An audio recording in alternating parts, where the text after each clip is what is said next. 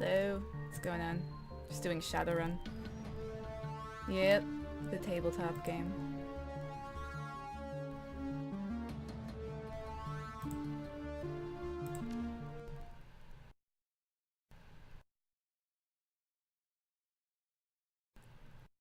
So... Oh yeah, that's right. I already read that. Last I left off, Glory was actually starting to talk to me. I'm also at the point of no return, so before I actually proceed... Yeah, it's cool. I mean, it only says it on my, now streaming thing. But, it's okay if you don't remember. You might not be able to see it on mobile anyway. I don't know.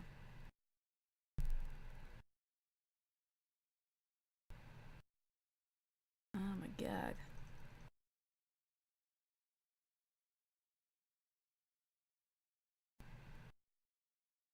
This loading screen right now.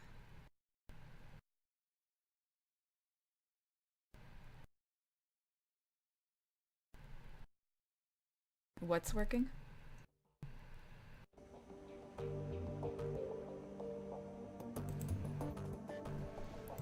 Alright. Let's see if she'll talk to me somewhere. I feel like there's a quest in here. Glory's pallid face lights up at your approach. A genuine smile spreads across her lips. Well, good. It's about time. Pixel, good to see you. You too, Glory. How are things with you? She pauses for a moment, considering. You know what? I'm happy, actually. For the first time in a long time. I have you to thank for that.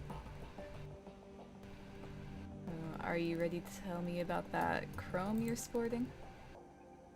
Be patient, Pixel. The explanation for that is coming. A look of unease flits across her face. I'm not sure that you're going to like it, though.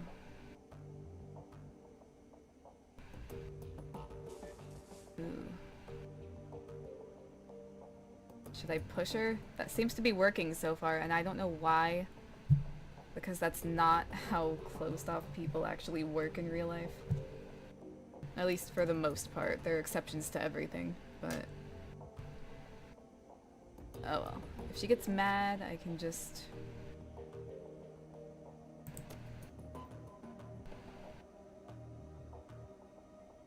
Yeah. Glory looks troubled, more so than you've ever seen her before. Whatever memories she's dredging up must be exceedingly painful.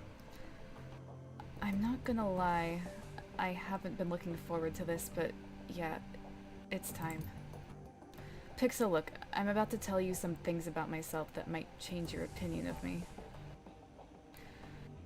It's entirely possible that you're going to hate me based on what's coming up next. I've accepted that, and if that's what happens, I sincerely believe that I deserve it. She looks you in the eye, her expression grim. So, tell me, are you sure you want to keep pushing forward with this?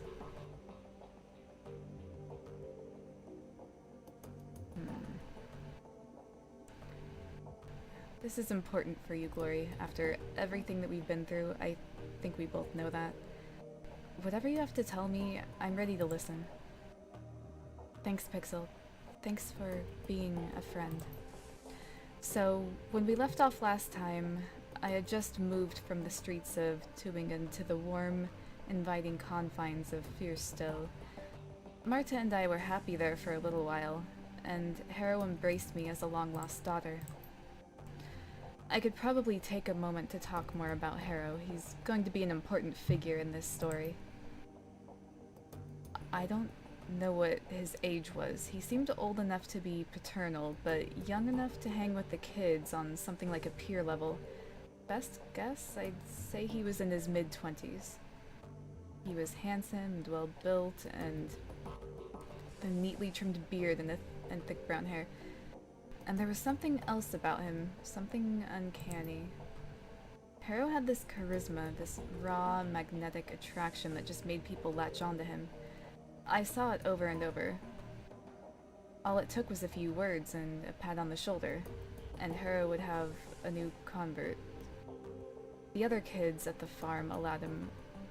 Yeah, the other kids at the farm followed him around like lost puppies. Hey Concept, how are you doing?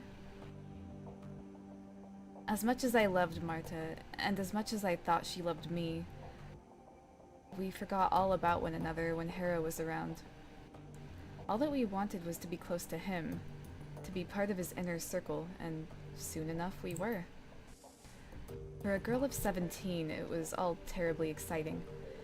Hera had these rules of living that he would teach us, rules about self-determination and the importance of disobedience. He claimed to have taught classes at the University of Berlin, which he painted as a mix between an earthly paradise and an anarchist playground. He told us how Fyrstel would be the focal point of a new movement for the children of the fatherland. He told us that we were special. We ate it up, of course. We were kids. For those of us in the inner sanctum, Hera would share even more.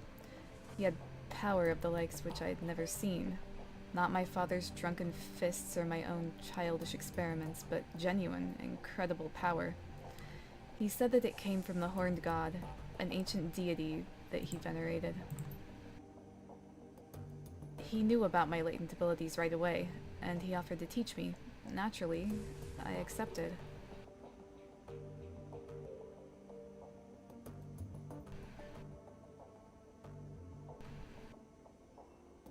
Harrow is beginning to sound an awful lot like a cult leader. You're not wrong there, but it gets a whole lot worse than that, as you'll soon see, Glory sighs. Hang with me, Pixel. Rough waters ahead. So, I became Harrow's apprentice. He taught me to channel magic and summon spirits. He taught me rituals and pagan traditions, Machiavellian philosophy, and Nietzschean ethics. Above all, he taught me to connect with his horned god, and through it, I learned power and arrogance. It was all downhill from there. For the next few years, I lived at the Fyrstel as Harrow's enforcer and right-hand girl. I was also his sometimes wife and concubine, but that was a distinction that I shared with all of the girls in the commune, including my beloved Marta. I came to learn that she'd been his long before she met me, but by that point, I didn't care. I'd embraced the rules of living. I was Harrow's creature through and through. I didn't ask questions, and I walked the path that was in front of me. Other fun facts about those years. I learned cruelty. I had power now, and my new idol encouraged me to use it. Harrow did the same. Any children who didn't pull their weight were subjected to my tender mercies. And I was anything but tender. I took what I wanted rather than asking for it. I liked it. It was fun. I also came to learn that Harrow's horned god was not the Eichenfürst worshipped by the throwback cults across Germany. It was certainly a god with horns, but it came from an altogether different tradition. Care to hazard a guess? Rather hear you say it. Satan, Lucifer, Old Scratch. In the magically active community, we refer to it as the adversary. Whatever you choose to call it, it's every bit as bad as it sounds. So, my idol, the ancient deity that was feeding me my power, was the antithesis of everything that is right and good. And you know what? I didn't care. In our time together, Harrow and I committed more atrocities than I could count. At this point, I was on to all of his tricks. I knew that Fyrstel was nothing more than a honey trap, carefully designed to lure local children into my master's clutches. I knew that the kids who seemed resistant to Harrow's brainwashing techniques wound up fertilizing the garden. I knew that Harrow's entire manifesto was bullshit. I knew that, through it all, Harrow and the adversary were laughing, because I was laughing right there beside them. I don't want to pin the blame for my decisions on anyone but me. That said, I would like to posit that my father's connection to the Kreuzritters might have helped play into my willingness to serve the adversary. In my warped, indoctrinated little brain, I equated the church with evil, and the opposite of that I figured had to be, well, if not good, then at least totally, well, not totally bad. But I was kidding myself, of course. My new deity was the very definition of bad. Serving it made me bad. End of story.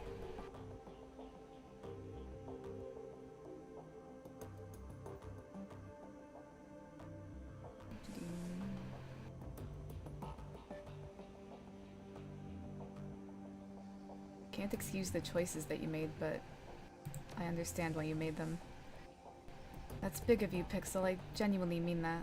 Glory takes a moment to steel herself, then continues on. Anyway, one day, Harrow invited me on a field trip to Stuttgart. Over the years that I was at Firstel, the commune had easily doubled in size. It was thriving, all thanks to the efforts of Marta and the girls like her. Harrow would send the girls out to the neighboring cities to lure in the street kids that nobody would miss. He targeted children because they were easy to indoctrinate, and because nothing makes the adversary happier than the corruption of the innocent. As we drove out to pick up the new recruits, I was already planning ahead. It was a foregone conclusion that I would pay my father a visit. The irony of a group of cruiseritters getting immolated by a genuine servant of the actual devil tickled me to no end. So when Harrow stopped to fill up on diesel, I hopped out of the van and headed out on foot to my parents' place. Harrow wasn't overly concerned about my absence. I had long since reached the point where I could assert my autonomy, and he knew that I would be back. I wound up at my folks' house, sometime around noon. I could hear the adversary whispering into my ear, telling me what to do. I'd long since learned to listen to its voice. It always rewarded me with the extra power when I did its bidding. It told me to knock, so I did. As the door opened, I could feel a torrent of flames welling up in the astral planes all around me. It told me to channel them into the doorway, into my father, so I did. But of course the person who opened the door wasn't my father. It was my mother. As I watched her flesh blacken and melt, as I heard her scream, and I broke into hysterics, I heard the adversary laugh. And at that moment, I realized that it was laughing at me. I'm sorry, that fucking sucks. Alright, see you, Lion. Yes, I will probably stream tomorrow as well. Have fun at work. Glory nods, a grim expression on her delicate face. Thanks. We're almost to the end now. Thanks for sticking with me. It was like a lever had been pulled all at once. The bubble popped. I wasn't a powerful servant of the adversary. I was not Harrow's #1 girl. I was a ridiculous little fool who'd willingly tied her soul to the worst thing in existence. Realizing all of this was one thing. Actually fixing it was something else entirely. I knew that I had to get away from Harrow. That was the first thing I had to do. So I bit my lip and did my best to ignore the happy babble of the new recruits on the trip back to Firstel, and I managed to get through the ride without screaming. Once we were back at the commune, I broke into Harrow's safe, stole all of the commune's resources, and ran. I don't know when Harrow realized what I'd done, or whether he even cared. All that I know is that nobody came after me. So I kept running and running until I got to Berlin. Getting past the wall was fairly simple. You know how easy it is to obtain falsified papers. The biggest obstacle that I faced during my flight was the adversary itself. I could run from Harrow, but how do you run from something that's tied to your own soul? Oh God. The haunted look in Glory's eyes is heartbreaking. She gives you another curt, grim nod. I walked into the office of the first street doc I could find, pointed at all of the biggest, bulkiest pieces of cyberware that he had on display, and told him to put them onto me. He tried to upsell me onto better merchandise, arguing that what I was asking for was old and inefficient, better suited to be installed in the museum than in a body. He told me that I'd be shredding my essence, and that once it was gone, I would never be able to get it back.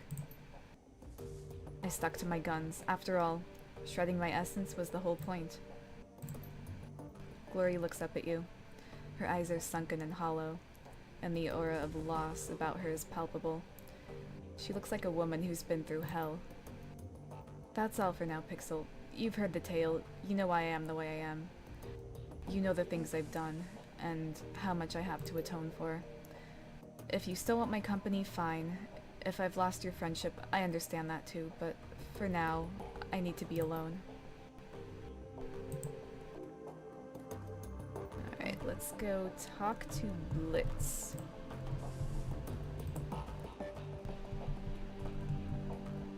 Because I feel like maybe he has something to say as well.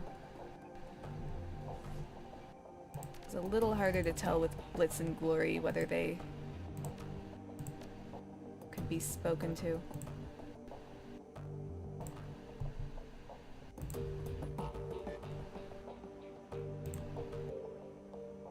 Blitz's eyes widen when he sees the drone that you're carrying. He looks anxious. Hey, Chief, how's it going? Found this drone in the hotel vault. Does it belong to you? Yeah, Chief, that's fine. I didn't want to say anything at the time, since it was my idea to have you loot the vault in the first place. What was it doing there? It's my personal drone. Good to have something to hide behind when you're on a solo decking run, you know? Lester took it for me when she seized control of the Schwarzhairs, and I've been hoping to get it back ever since. I gotta say, Chief, it hurt me to see her all banged up to hell like she was. Looked like Lester had a few of her goons take turns on my baby with the baseball bat. But it looks like you've got her up and running again. How do you manage that? Malit fixed your drone. She says it won't listen to anyone but you, though.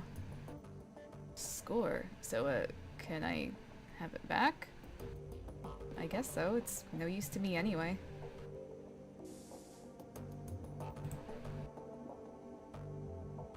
Blitz looks up at your approach. The table beside him... Okay, I read that already. Just checking in. You alright? Great, Chief. Doing just great. Alright. Already had this conversation. Any thoughts on the last run you'd like to share? His eyes light up in excitement. The MKVI was an incredible piece of engineering, Chief. I've never seen anything like it before. And the fact that it was rigger-enabled, oh man, the potential ramifications of this technology are staggering. It's a pity that we had to kill the thing. I mean, yeah, I get it. Must have been horrible for the troll that they installed all of that stuff into, but it was a thing of beauty all the same. Alright, got some questions for you, Blitz. He glances wistfully back at the terminal on the table, then turns back with a sigh of resignation. I suppose, but try to keep it short, okay, Chief? I've got things to do. How long were you in Dragonkeep? I ended up there after the anarchist revolution of '39. I was just a kid back then, too young to realize how good I was, how much money I could have made working in the shadows. He shakes his head, a wistful expression on his face. And so being young and dumb, I fell in with a gang crowd, and that's that. So... come on. Why wouldn't you trust me, Chief? I mean, just look at me. He does his best to give you a winning smile. I'm a trustworthy guy. Prove it. Tell me about the gang you ran with. Well, I don't remember that much, Chief. I wasn't a member of gang leadership or anything. I'm not really sure why you care, either.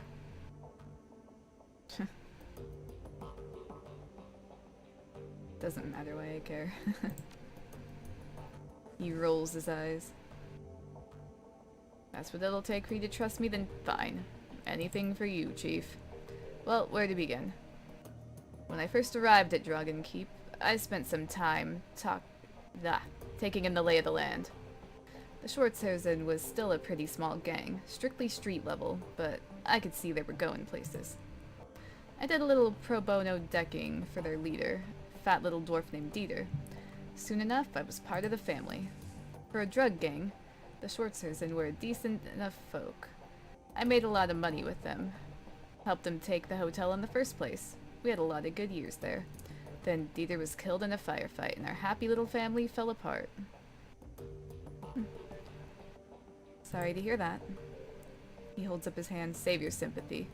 Dieter didn't mean direct to me. He and the rest of the gang were a convenient revenue stream. Considering what went down next, I wish I'd never met the little butterball. After Dieter kicked the bucket, his second-in-command took over. She was a real piece of work. Called herself Leonie Lester. She had a vicious streak a mile long. She was none too fond of me. Can't imagine why not. I know, what's not to like? Maybe she felt threatened by my friendship with Dieter. Back before he ate the bullet. Or maybe she was jealous of my rugged good looks. Who the hell knows? The point is, she went after me, vigorously. Within 24 hours of Dieter's death, I had a price on my head, and the hotel got taken over. So that's what you need to hear about the Schwartzhausen. They were a great gang, powerful gang. Helped to make them that way. But they had a management turnover, and everything went to hell. Blitz rocks back on his feet, his hands in his pockets. That's it. End of story. Anything else you want to talk about? Wait a second. That isn't it. There were some pretty big holes in that story. Come on, Chief. This is all ancient history. Wouldn't you rather talk about the future? The runs we're going on, all the money we're going to make? Blitz, tell me what happened between Lester putting the price on your head and the hotel getting attacked. Alright, Chief, fine. That's what it'll take to make you happy. So, I was in a bind, right? The members of the Schwartzhausen were loyal to Lester. We're all out of my... what am I reading? My god. The members of the Schwartzhausen who were loyal to Lester were all out for my blood. And none of the others were going to stick their necks out for me. The advantage of being a ganger is protection in numbers. When those numbers turn against you, you gotta get creative if you want to stay alive. So, what did you do? Blitz taps the plastic of his data jack. What I had to do. Lester had declared war on me, so I retaliated, and I won. All without ever firing a shot. That's not an answer. Blitz sighs. Won't be satisfied until I spell it out, will you? Okay, fine. I hacked into Lester's computer, sent all of her information to a rival organization. Remember Frank from the hotel? He was my liaison. They hit the Schwartzhausen, and they hit him hard. Then they took the hotel, and then they took me. I'll admit the plan backfired a little.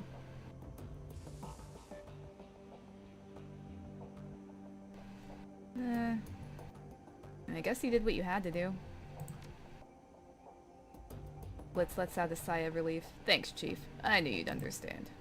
Now, if you don't mind, I'd like to get back to what I was doing. He gives you a lazy salute. We'll talk later, I'm sure. And Chief, I'm glad to be a member of the team. Yeah, their dialogue was all hidden behind me, forcing them to talk to me. It's so weird. Alright, let's go talk to Glory again.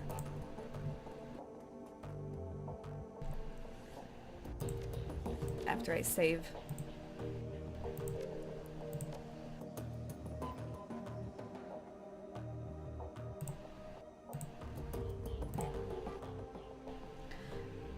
Glory favors you with a weak smile. Her expression is cautious. You're suddenly aware of how very small she is. Hi, Pixel. I've got to admit, I've been dreading this. So now that you know what I've done, what I am, are you going to tell me off? I wouldn't blame you if you were.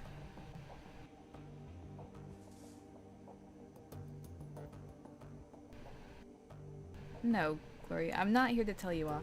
Truth be told, I just wanted to check to see how you're doing. Not great. Struggling, about how you'd expect. We left in a bad place last time. I've been thinking about your story, and I have a question for you. Yeah? What's that?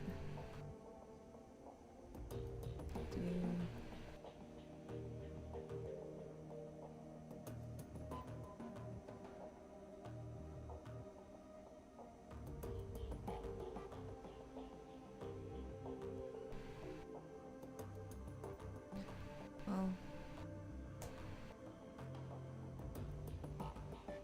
this is pretty much all saying the same thing, so. Well, you got out of here still, but Harrow's cult is still up and running, right? Still full of kids who are being brainwashed and worse. So, Shouldn't we do something about that? She holds her silence for a long time. Finally, she nods. Yes.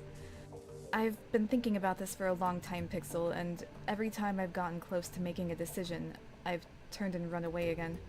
No more running. I'm ready to face this thing, and I can't do it alone. I'm going to need your help. Glad we're on the same page. Alright, if we're going to do this, we need to be clear on what our goal is. There are a lot of innocent people in that place. Lost street kids who got sucked in by Marta and the other girls like her. Saving them won't be easy, but it feels like the right thing to do. But then, there's also Harrow to consider. I want that man dead. Lord knows he deserves it. And if we don't make killing him our top priority, he might get away from us. If that happens, if he runs, he'll eventually start up another cult somewhere else, where we can't find him, and all of this will have been for nothing. We're likely to run into another complication as well, so I think that we need to make a decision here, up front. What would you do in my place? Rescue the kids, or take down Harrow? I don't think that we can manage both.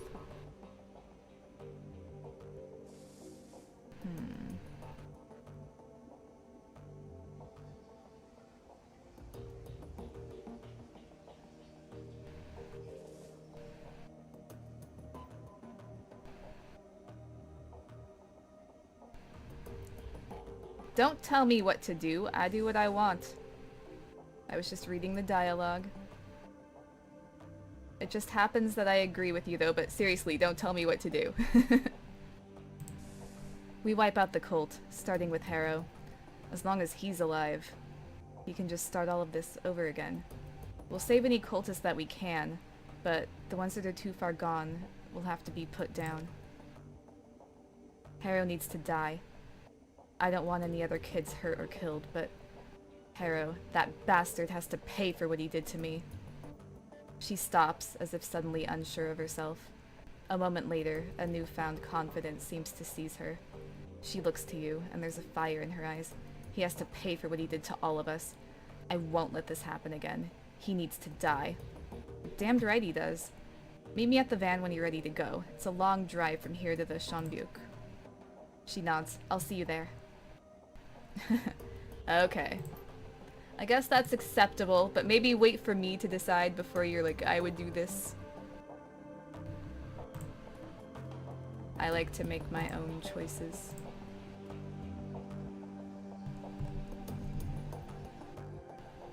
Alright. I'm gonna talk to Blitz really quick before I leave.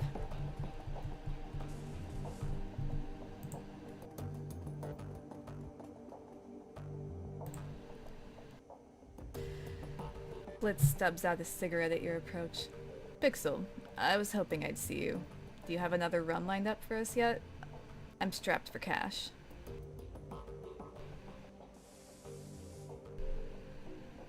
Why the hell are you strapped for cash? With the amount of work we've been doing, you should be rolling in Nuyen. What can I say, Chief?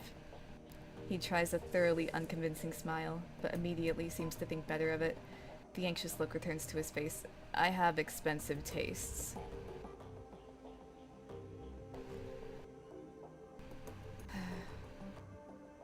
How expensive are we talking here?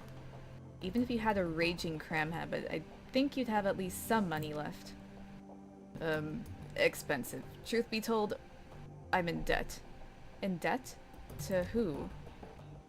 He hesitates before responding. When he does, his voice carries an edge of annoyance. No offense, but this is getting a little too personal, Chief. My debts are none of your business.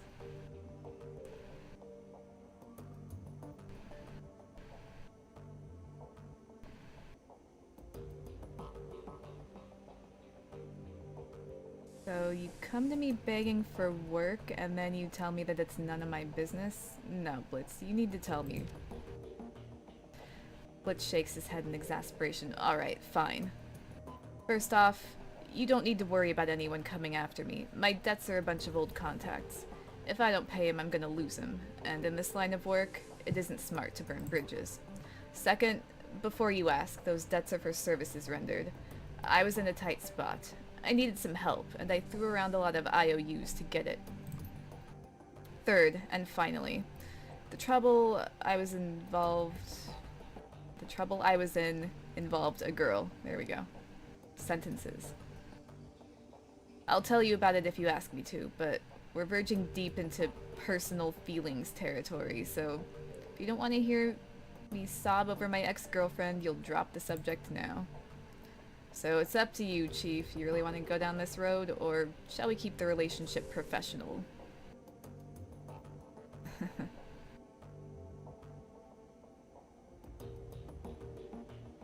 Go ahead, tell me. Blitz meets your gaze for a moment, then looks away and sighs. Alright, where to begin? I met Emily in the Dragon Keep. She was the first person who was ever more important to me than myself. I was crazy about her, Chief. To this day, she's the only person I've ever met who could outdeck me. Excuse me? Excuse me. You did not just say that. Anyway, okay. And the real kicker is that she wasn't even a decker by trade. There was nothing she wasn't good at. I like to dabble in rigging, but Emily, the girl could pick up anything that she set her mind to. Okay. Yeah, you loved her. I get it. There should be a decking option, like, excuse me? Oh well. Yep, I get it. Alright, Chief, sure. Sure you've already seen this coming, but I lost her. One day she just disappeared. Along with most of my decking gear. The only explanation was a handwritten note on old-fashioned paper. Leave me alone. That was it. We'd been together for years. And that was all she left me. That and this beat-up old cyberdeck. Naturally, I freaked. We'd had our share of arguments, but we never had a huge blowout or anything. I couldn't think of anything that'd drive her to do a thing like that. Mostly I felt hurt, so I searched for her. In the real world and in the Matrix, and when that turned up nothing, I started tapping my contacts. And that was when I started racking up debt. So, did you find her? Nope. She's gone, Pixel. Without a trace. I looked high, I looked low, poked into everything I could think of, and my contacts did the same. He shakes his head. She's gone, Chief. At this point, I've accepted that. But I still have to repay those debts.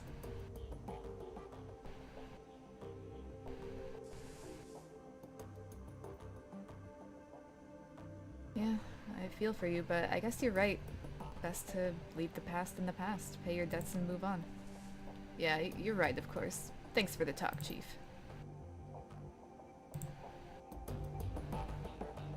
One look at Blitz's face is enough to tell you that something is gnawing at him. He stands beside his table, playing with a coffee spoon. Hello, Pixel. What you need? What's going on, Blitz? Well, Chief, I hate to admit it, but I might be in a little bit of trouble here. What sort of trouble? Well, you remember those creditors I told you about? The ones who loaned me all that money? Yeah, well, as it turns out, some of them are a little less forgiving than I thought they were. Keep talking. Well, one in particular seems to have taken things kinda personally. How personally are we talking here? I got a package in the mail. It had somebody's thumbs in it. Thumbs? Yeah, thumbs. They came in a cigar box packed in salt. I have no idea who they belong to. Pretty sure they're meant to convey some sort of message. Really? You think so? He nods gravely. Yeah, I'm almost certain of it. I thought that was sarcasm. I don't want to lose my thumbs, Chief. I like my thumbs. I think I need to pay this guy back. Luckily, I've got a plan. I know how to get myself out of hot water with Meat Grinder. Got all specced out. Let me get this straight. You took a loan from somebody named Meat Grinder? Hey, Chief, come on. I feel bad enough about this already. There's no need to rub it in. Anyway, like I was saying, I can't make it all right again. I can make it all right again, but I'll need your help to do it. I'm listening. Well, there's this group out in Dragonkeep. They call themselves the Landenberg Ring. They're a financial crime organization, and there's a lot of bad blood between them and Meat Grinder's operation. Anyway, back when I was running with the Schwarzhairs, I laid out the groundwork for a hit on the Landberg Ring. I was never able to make good on it, though. For some reason, none of the other gangers ever volunteered to help out. With your help, I could steal enough money from them to cover my debt, and get myself back into Meat Grinder's good graces in the process. So what do you think? A quick run, with just you and me. With me in the Matrix and you as my woman on the ground. We hit them, satisfy my debt, and laugh about it on our way back home. Sound like a plan?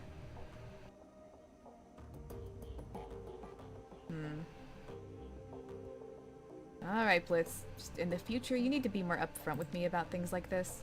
No problem, Chief. Not a problem at all. You can count on me. Now, if you'll excuse me, I got some last-minute stuff to take care of before we get started. Oh, and Pixel, thanks. No sweat, Blitz. Meet you at the U-Bahn? Not as such, Chief. I won't be physically going to Dragonkeep. I've seen enough of that place for one lifetime. I'll be jacking in from a terminal that I set up here in the Cruise Bazaar. Whoa, whoa, whoa. No way. If you want my help, you have to come with me. I'm not risking my neck for you on my own. Aw, come on, Chief. You won't be on your own. I'll be in the Matrix, helping you right alongside you. Besides which, you'll be better off without having to look after my meat body. If I came in person, I'd be a liability. Trust me on this. You want me here, safe and sound, so that you can be free to do your own thing, without having to worry about my body catching a stray bullet.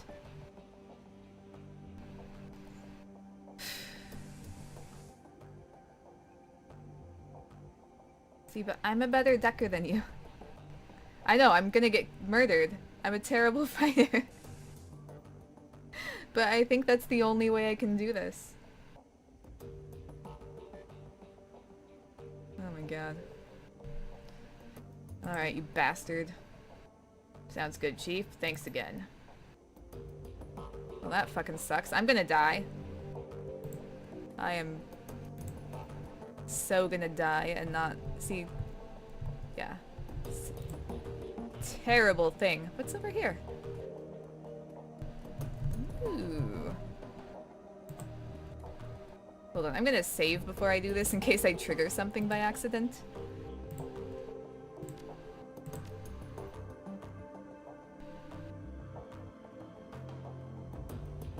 Alright, let's go down here, which I've never been to. Or have I?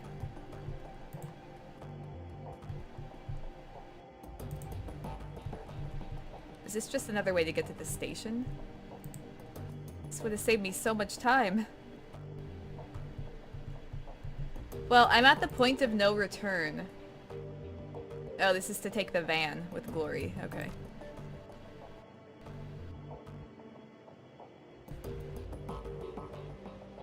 Alright. Oh, shit. You know what? I need to get some medical supplies first. Because I think I used a lot of them in my last run.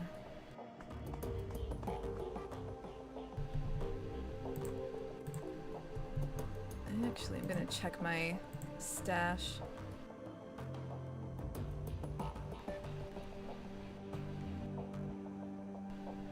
Okay, so I have a couple gold trauma kits, and I have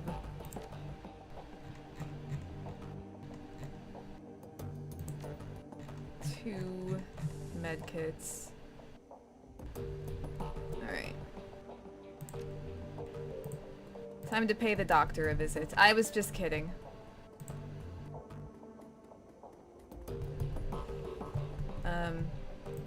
Yeah, I can't really wait to do that mission. I'm gonna do Glory's mission first. Hey, Sex Machine, how you doing? Haven't seen you in a while. And I'm fine. How have you been?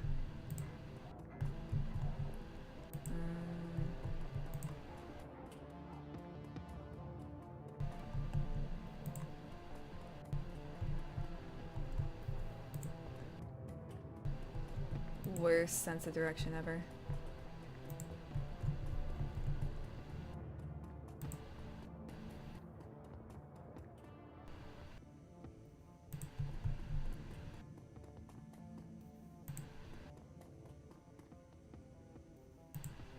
I think this guy was working on something for me too. I guess he's not working on it anymore. Medical supplies it is.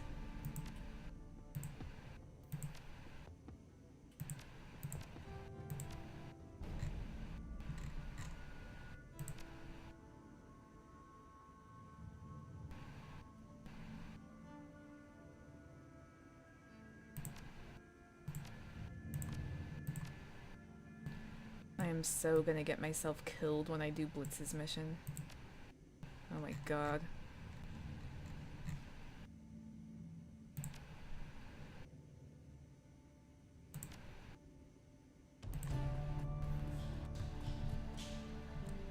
And what level am I for ranged combat?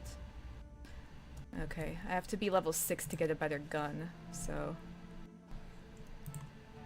that might be a good next step before I go with Blitz. Oh, you've been working a lot? Yeah, it happens.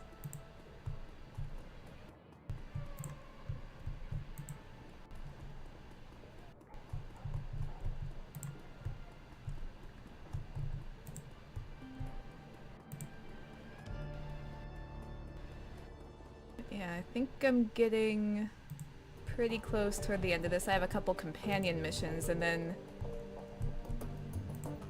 I have the point of no return. You know how games do that. They're like, if you have anything else to do, you'd better do it now. Because we can't turn back, you know.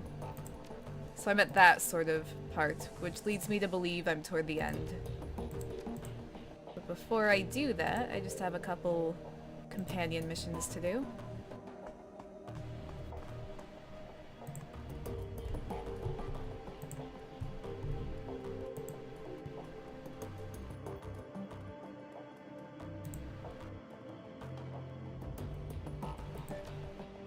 Alright.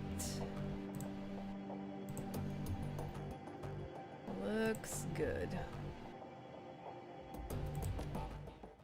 What I'm doing right now is taking down a cult that brainwashes children and serves an evil being. The drive from the Cruz Bazaar to the Schonbug forest is a long one. Over 6 hours, you and Glory rode in relative silence, with only the sounds of the road for company. Now you find yourself crouching in the woods, watching, waiting. Off in the distance, the rustic exterior of Fyrstel looks curiously warm and inviting. But you know what's waiting inside. The anticipation churns at your guts like a living thing. Eventually, a van pulls out of the compound's driveway and rolls out along a service road before disappearing from view. Glory gives you a nod and begins to scramble forward. Harrow has left the building. It's time for you to make your way inside. He left. I thought he's the one we're trying to get.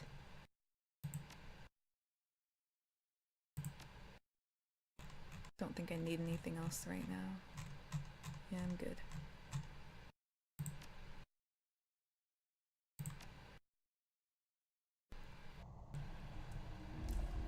Oh, and what game am I going to do next? I'm going to do Super Mario RPG after I finish Shadowrun.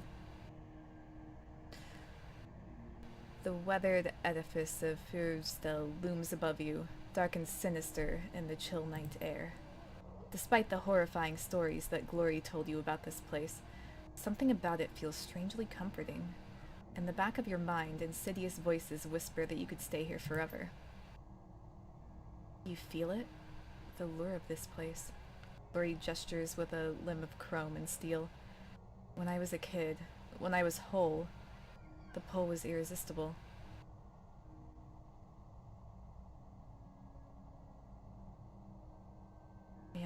feel it, but it doesn't change what we have to do. No, it doesn't. Thanks, Sex Machine. I got a Discord, by the way. So, if you want to join, the link is, you know, below. No, it doesn't. She looks at you, and her eyes are dark. And when she speaks again, her voice is quiet but steady. You're going to see some terrible things in this place, Pixel. Pure Stell exists to prey on the young, and we're going to have to come face to face with that. Are you sure you're prepared for this? When you say the young, how young do you mean? I need to know what we're walking into. Teenagers mostly, 16 through 18. Though there is a rare exception.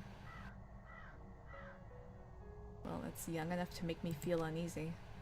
She nods. Me too, but we're going to put an end to it one way or another. So I'll ask you again, are you ready for this? I need an honest answer. I'm as ready as I'm gonna be. She studies your face for a moment longer, then looks away. Good. You want to compare notes? Make sure that we're both on the same page? She nods. We take Harrow out of commission. You were right when you said that we couldn't afford to let him live. Even if we completely destroyed this place, it'd all be for nothing if he got away. He'd just start another cult somewhere else. Any suggestions as to how we should approach this? Yeah. We're going to take out the shrine that Harrow uses to focus his power. We can't touch him while that thing is standing, but after we bring it down, he'll be vulnerable. Tell me more about the shrine. It's a lump of rock about as tall as I am, inscribed with runes and encrusted with bone. The shrine's power comes from an entity that Harrow bound into the stone, something very old and very dangerous.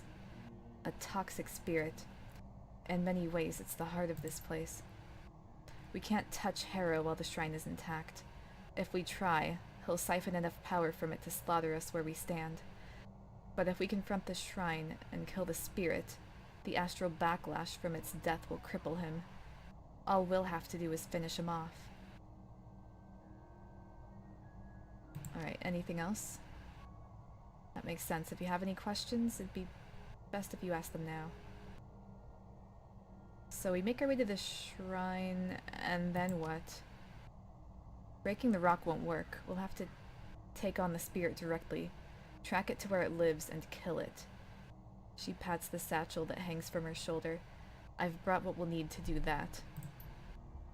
I can't tell you exactly how this is going to go down, Pixel. The spirit itself will have a good deal of control over that. But you'd better prepare yourself, because I think that this is going to be one hell of a fight. What about the other cultists? We'll save any that we can, but the energy released when the spirit dies will hurt them too. Anyone whose mind it touched will take a hit. Doesn't that mean that the backlash will hit us too? You've only just arrived. The spirit hasn't had the chance to worm its way into your aura yet. You might black out for a minute or two, but otherwise you should be fine. As for me, well, like I said, this place can't touch me anymore. Sounds like our best shot then. It is. So if this shrine is so important, why didn't you mention it earlier? When I lived here, Harrow barely used the thing. To be honest, I think he was afraid of it. Back before I ran away, Pure Stell was nothing more than a cult of personality that revolved around Harrow. He didn't need magical help to keep us here. We loved him, and we believed in his message. He created the shrine as an insurance policy.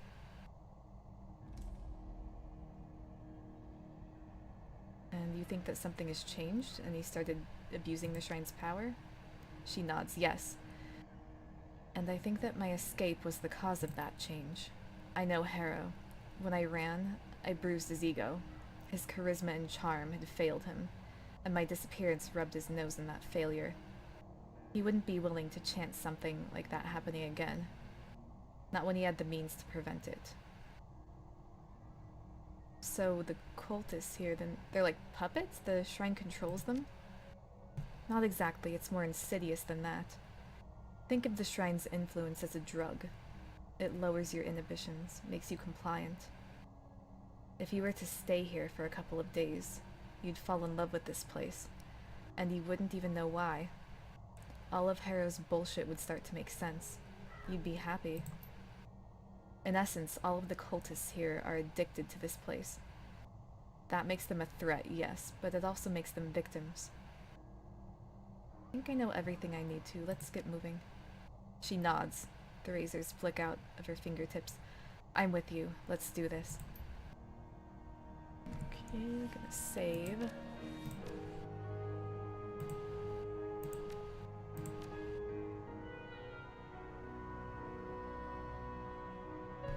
See, that would be a cool job.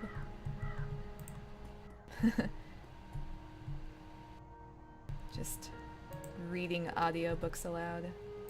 It's a lot of talking, though. I did a stream on Friday night that was almost 6 hours long. It was ridiculous. And it was playing this game, so there was a lot of reading. And by the end of it, I was like, ugh. Just not used to talking that much.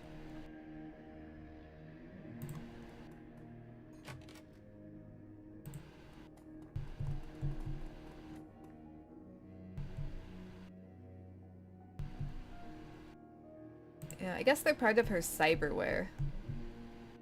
Because she has a lot of metal on her body. You can't really see it all that well from here. Oh, that's too far out. There we go. That is a door, but this is also a door.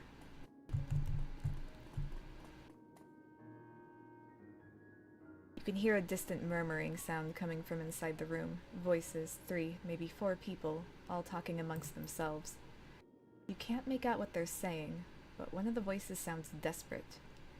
You've heard the tone before. It's the sound of a man pleading for his life. We should keep moving. Whatever's going on in there, we don't want to get involved. Sounds like somebody's in trouble in there.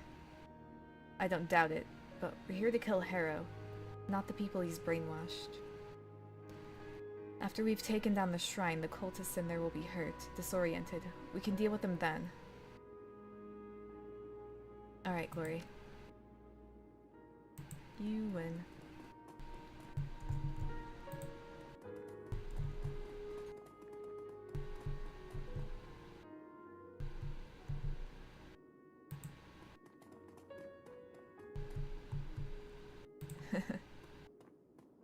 If only. I'd have to find someone who is willing to pay me for that. I don't know how likely that is. You hear voices speaking in low tones through the wood of the door. You can't make out the words, but regular choruses of rough laughter tell you that the people on the other side are enjoying themselves. Those voices belong to Harrow's acolytes. They'll have some magical training, and they like hurting people. You open that door, and we're going to have a fight on our hands. How do you know that they're acolytes? Process of elimination. Initiates weren't allowed in that room. It's one of Harrow's rules. On the rare occasion that an initiate is invited in, he usually doesn't come back out again. What happens in there? Her mouth tightens. It's a sort of lounge for Harrow's inner circle. The acolytes, and the bait girls, and Harrow's wives. Marta and I used to spend a lot of time in there. Let's keep moving.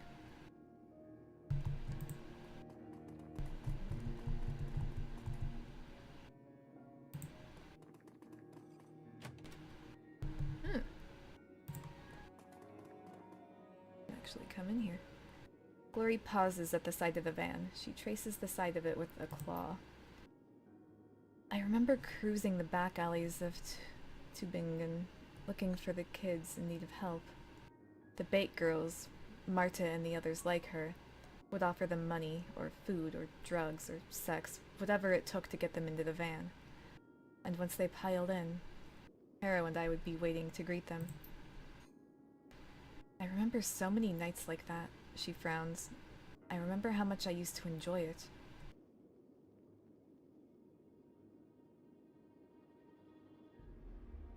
You're not the same person that you were back then. Leave the past in the past. After tonight, I will.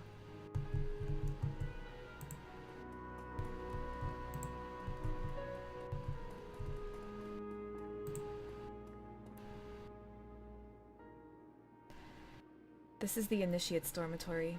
The new arrivals are brought here. There's still hope for these kids, Pixel.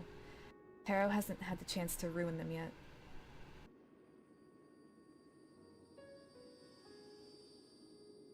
Then we need to stop him before he can... Glory raises a hand, suddenly alert. Wait, listen. Movement in the other room. You strain your ears to listen. Soft voices from inside of the room come drifting out of a nearby vent. You hear a woman's voice. The sound is crisp and smooth and sweet, and instantly puts you at ease. Calm now, dear. It's probably nothing. No need to worry yourself. We're far off the beaten track. We don't get a lot of visitors. Out of the corner of your eye, you can see Glory's back stiffen. She flinches as though she has been stung. Another voice. High-pitched and pleading, an adolescent boy. But what if it is someone? What if the bad people have found us? What if they followed me here? They've come to... The female voice cuts in, soft and comforting. Well then, we'll send them away. You're perfectly safe here. You have to believe me. Don't worry, dear heart.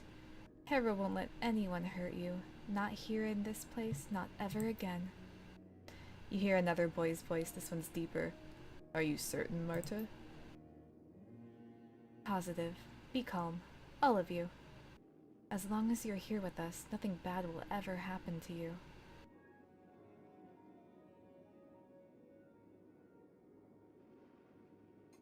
It's her. The girl who lured you here. She gives a curt nod. That's right, Marta.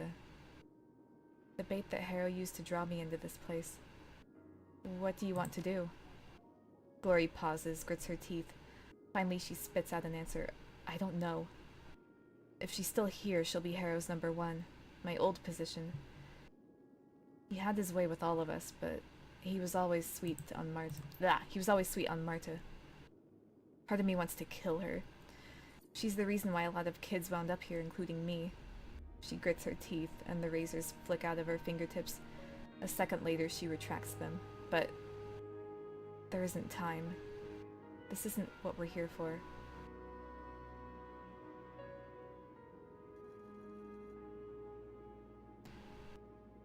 You're right. We can deal with her later, after we've accomplished what we came here to do. After a brief pause, she nods. Marta's voice floats back through the vent. Hush now, boys, and get some rest. You've got a big day tomorrow. The biggest day of your lives. You get to meet Harrow. I promise, after you speak with him, you'll see the whole world in a different way. A better way. The adolescent voice trembles out in response. All right, Marta. Have a good night. A lovely musical laugh pours through the vent. You too, dear heart. All of you. You hear the distant sound of a door sliding shut. Glory takes a deep breath and releases it. Let's go, Pixel. We need to deal with that shrine. Let's do it. Ugh, so creepy.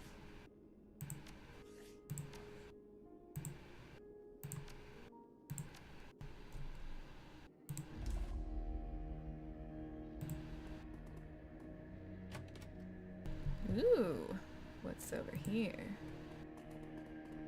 Loot.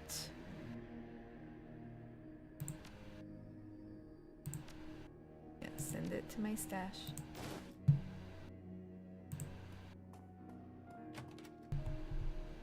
Alright, nothing else in here.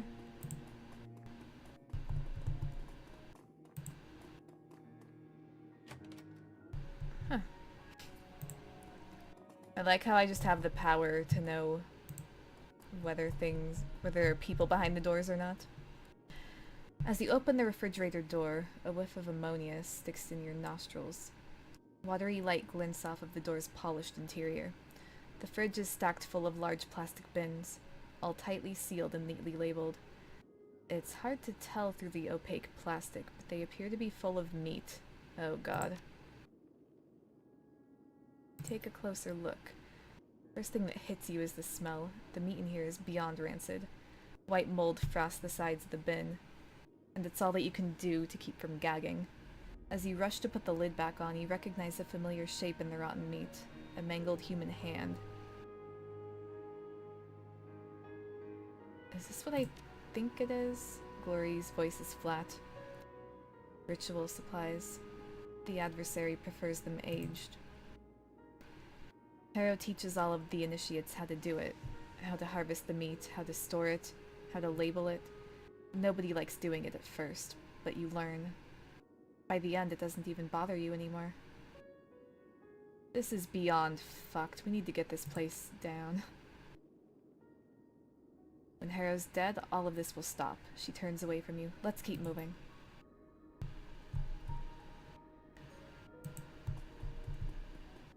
Did I check this door already? I think I did. I think that was the first door I checked. Let me just save just in case it triggers something weird.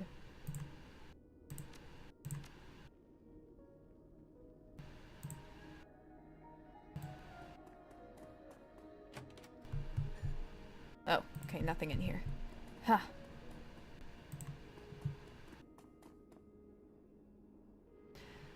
An ostentatiously large tome sits cradled on this pedestal. The paper is robust and fibrous. The binding has been expertly stitched. What am I reading? The steel plate running along the book's spine anchors it to the pedestal. Glory stares down at it, frowning. Harrow's manifesto. The handcrafted line of bullshit that he feeds to his initiates. We all ate it up with a smile, and came away convinced that it was My god. I blame the heat. It is so hot where I live. Okay. We all ate it up with a smile, and came away convinced that he was a genius. She leafs through the pages with an articulated finger. Looks like he's expanded it over the last few years. It's at least twice as thick as it was when I lived here. Maybe there's something in there we can use. I wouldn't want to hang around long enough to find out. This is Harrow's personal library. He used to experiment in here. There were dangerous things in here, Pixel. Sick things. I was never allowed into this room without Harrow. Nobody was. He said it was for our safety, and I think that he was telling the truth. She pauses. I feel uneasy being in here.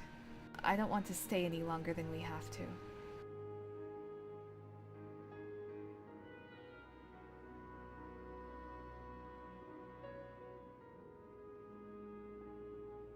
I've been on edge since we came in, but that doesn't change the fact that we should learn what we can. Alright, I'll watch your back, but try to be quick.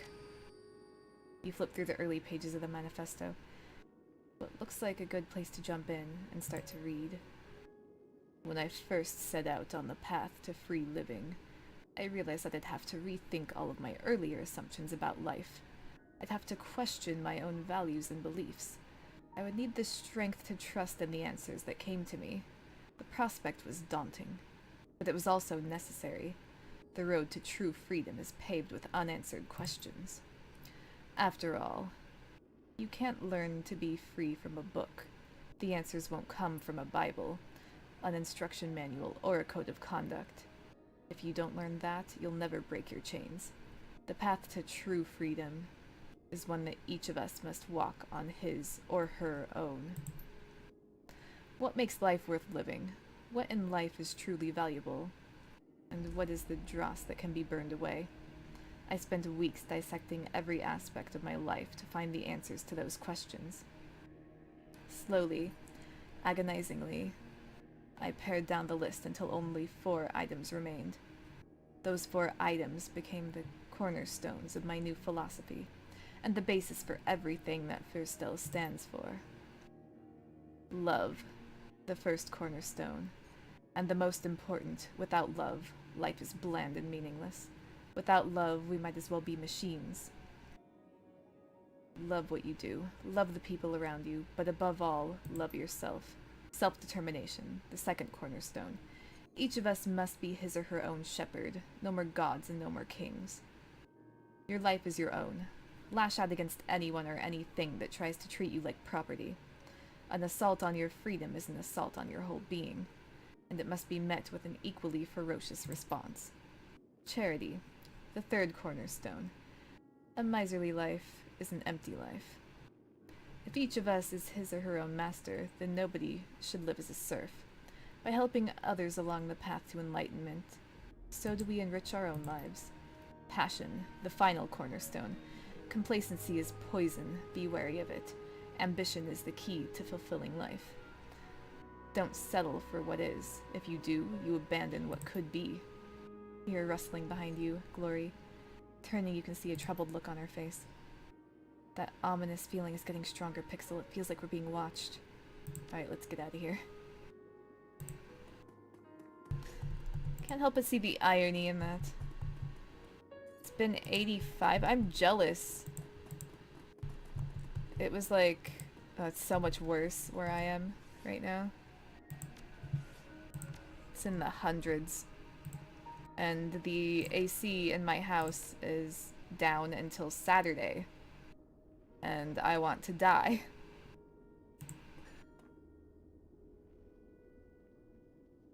Willpower? That's so weird. The doorway shimmers with a faint red light. As you approach the door, you can feel a squirming sensation in the back of your skull.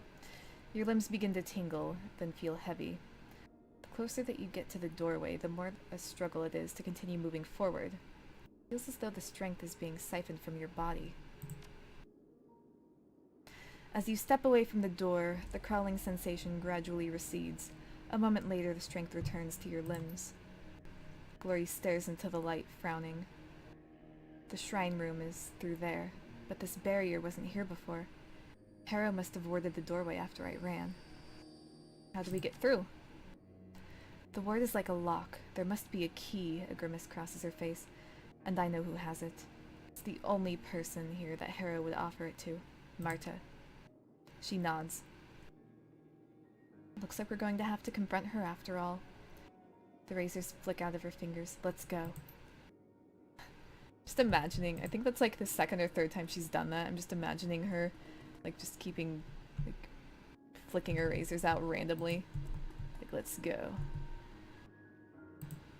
Yeah, I am dying. It's horrible.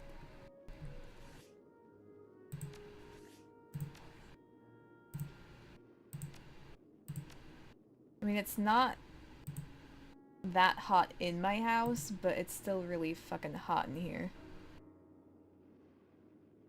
Used to be a standard terminal. Alright, gonna hack it. That's what I'm good for. Looks as though this terminal is used exclusively for financial transactions. After a bit of digging, you find a list of payoffs to local law enforcement. Paid by Harrow, no doubt, to ensure that the police look the other way.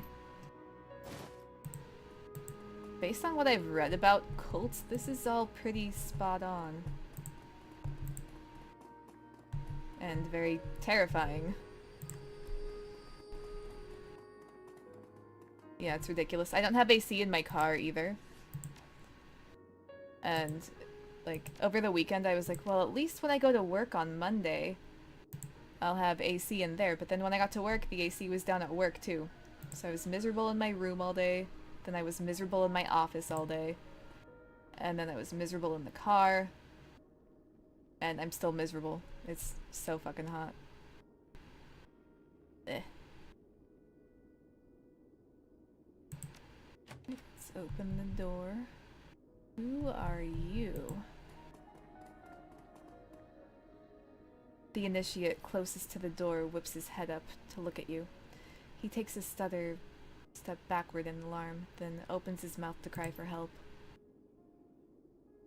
You don't want to do that. Glory looks deep into the initiate's eyes, transfixing him. We're not here to hurt you.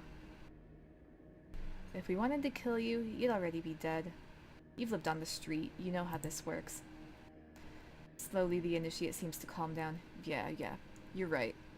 But if you don't want to hurt anyone, why are you here? We just want to have a word with Marta, a private word between old friends. Understand? The initiate nods. Yeah, that's cool, I guess.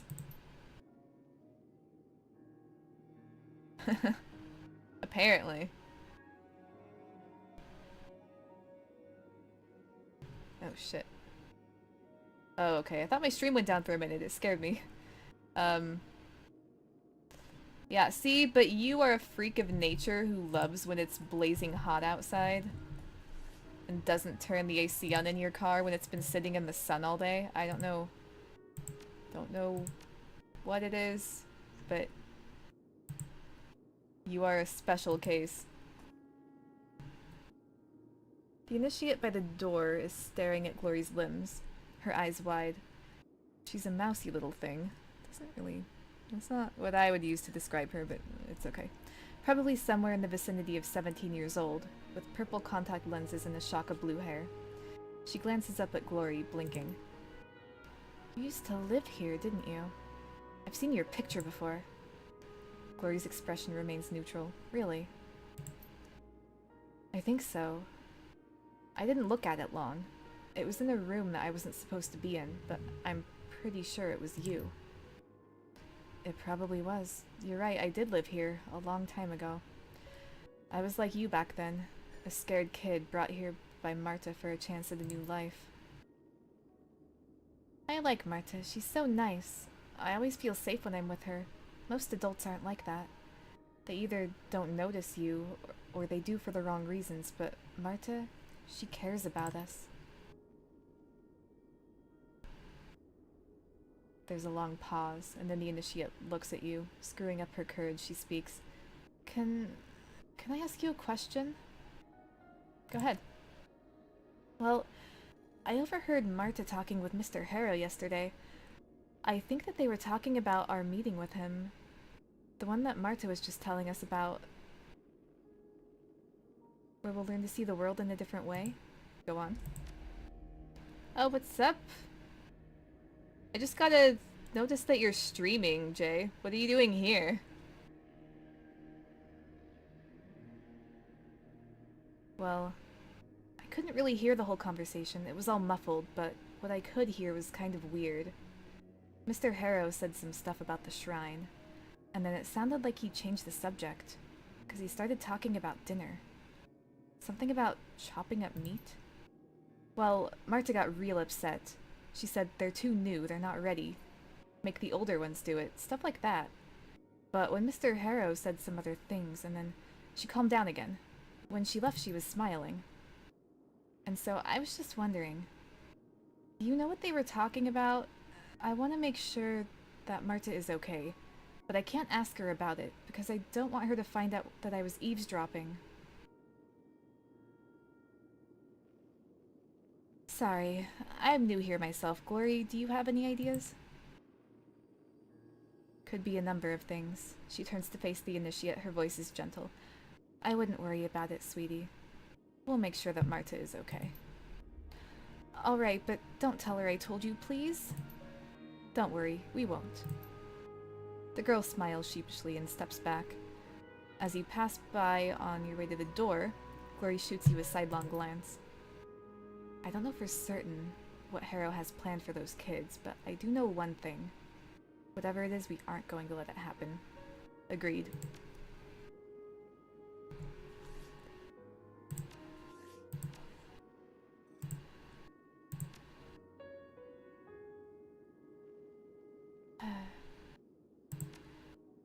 Yeah, see, I'm not saying that you're selfish for liking the heat. I know that when you have your kids around, you know, you cool everything down for them.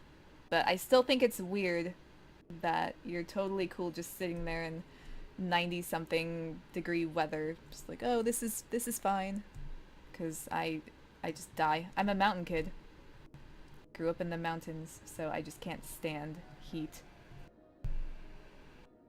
Oh, thank you, Hero. I thought you were gonna stream tonight. Marta is just on the other side of this door. However this goes, we're going to have to move quickly afterward. If she dies, Hera will know it, and I don't trust her to keep her mouth shut if she lives. So we take the key to the shrine room, break through the ward, and confront the spirit. Are we clear on that? Crystal, let's do this. Actually, I wasn't paying attention. I was just reading without really... blah, blah, blah. Okay.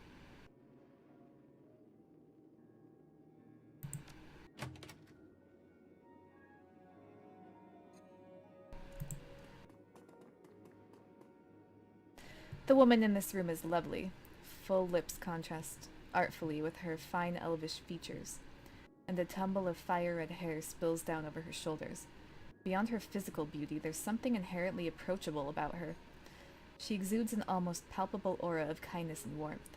Marta, Glory's old lover, the lure that Harrow used to draw her, and so many others, to Fyrstel.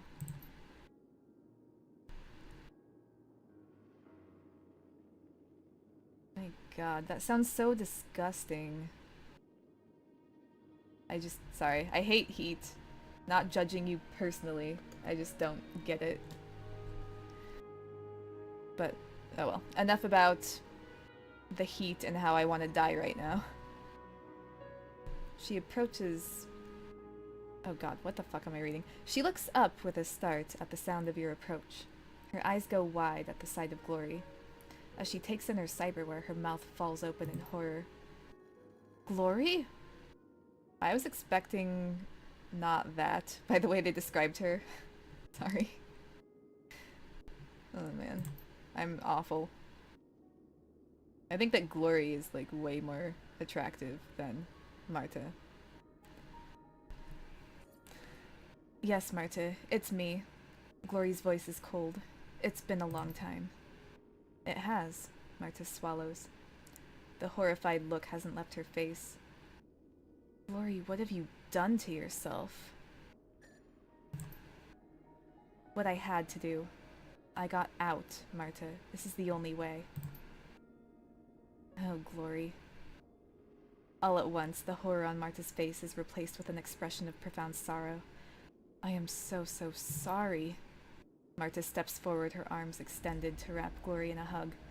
All at once, something in Glory's face changes. Her skin goes from pale to pallid, and her breath becomes ragged. She takes a step back and raises her claws into a defensive posture. Her voice frosts over with cold rage. Don't you touch me. You're one of Harrow's creatures. You always were. Marta stops short. One of his creatures? Glory, what are you talking about?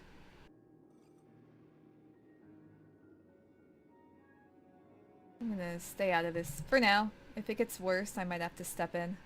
And I wouldn't call her picture ugly, it just wasn't the way they described it. Like, she looks like a normal lady. You know, like, not ugly by any means, but not some heavenly creature like it was making her out to be. You know as well as I do. You worship that monster. You seduced me into coming here so that I would worship him. If you hadn't found me, if you hadn't baited me, none of this would have happened. None of what? I haven't done anything. If you'd just left me where you found me, I never would have hurt anybody. My mother would still be alive. I never would have sold my soul to that abomination that you all worship. And I wouldn't have had to sacrifice my own body to escape from it. This place took everything from me, and it all started with you. She looks genuinely hurt. Harrow and I rescued you from a life on the street. A beautiful girl, homeless, penniless, living in a gutter. I pulled you away from all of that. I saved you. There's a long pause. Glory stares in Marta's eyes, her expression unreadable. I don't feel much anymore, Marta. Most of the time, I'm completely numb. But for you, I can make an exception. I hate you. I'm sorry that you feel that way, Glory. For my part, I still love you. The razors flick out of Glory's fingertips. Her lip curls into a snarl. Another lie. The last one that you'll ever tell.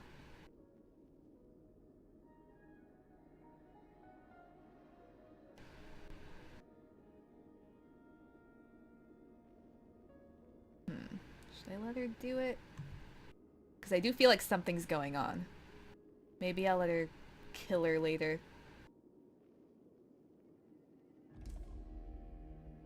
Marta could also be under the control of Harrow.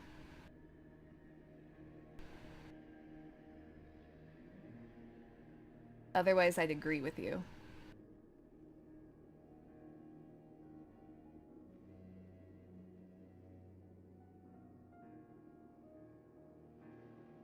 But, you know what? Fuck it. Go to it, Glory. Don't let me stand in your way. You couldn't if you tried. Glory begins to stalk toward Marta's position.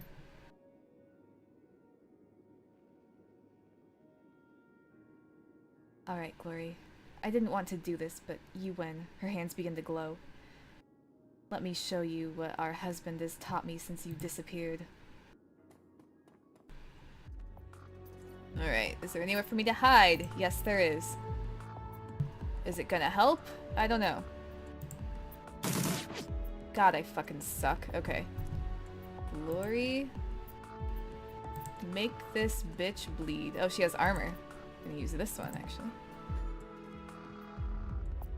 Cut that armor down to size.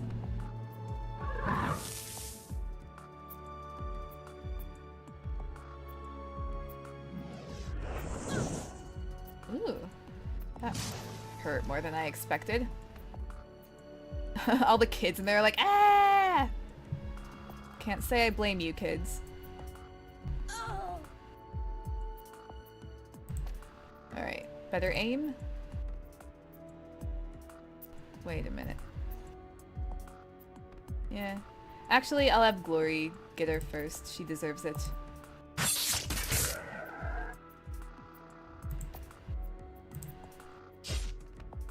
What? 92% chance to hit her and I missed? Seriously? I'm sorry, Glory. I didn't mean to deal the final blow. Glory stands staring at the red ruin of Marta's body.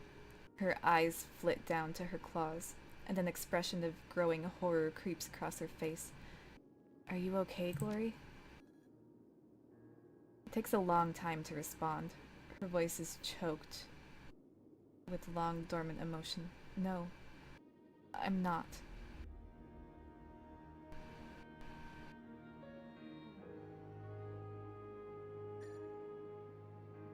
I'm sorry, but it had to be done. She snarls out an answer. Her face is flushed red. Yes, I know. She was just as bad as Harrow. Killing her was the right thing to do. To your astonishment, you see that her eyes are welling with tears. Glory. All at once, the blood drains from her cheeks. She wipes the water from her eyes with a cold metal hand. Save the consolation speech. I'm over it. Her voice is frigid, dead. She nods in the direction of the shrine room door. We got what we came here for. Let's go finish this.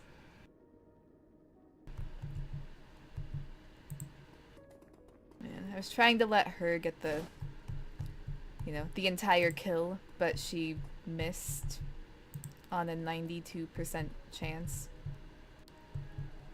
Uh-oh. Kids are probably not going to be happy with this.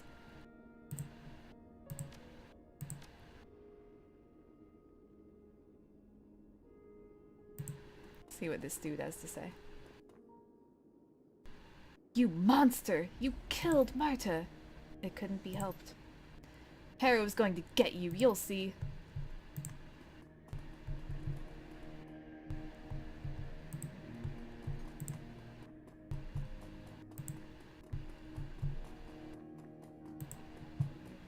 Right. That went swimmingly.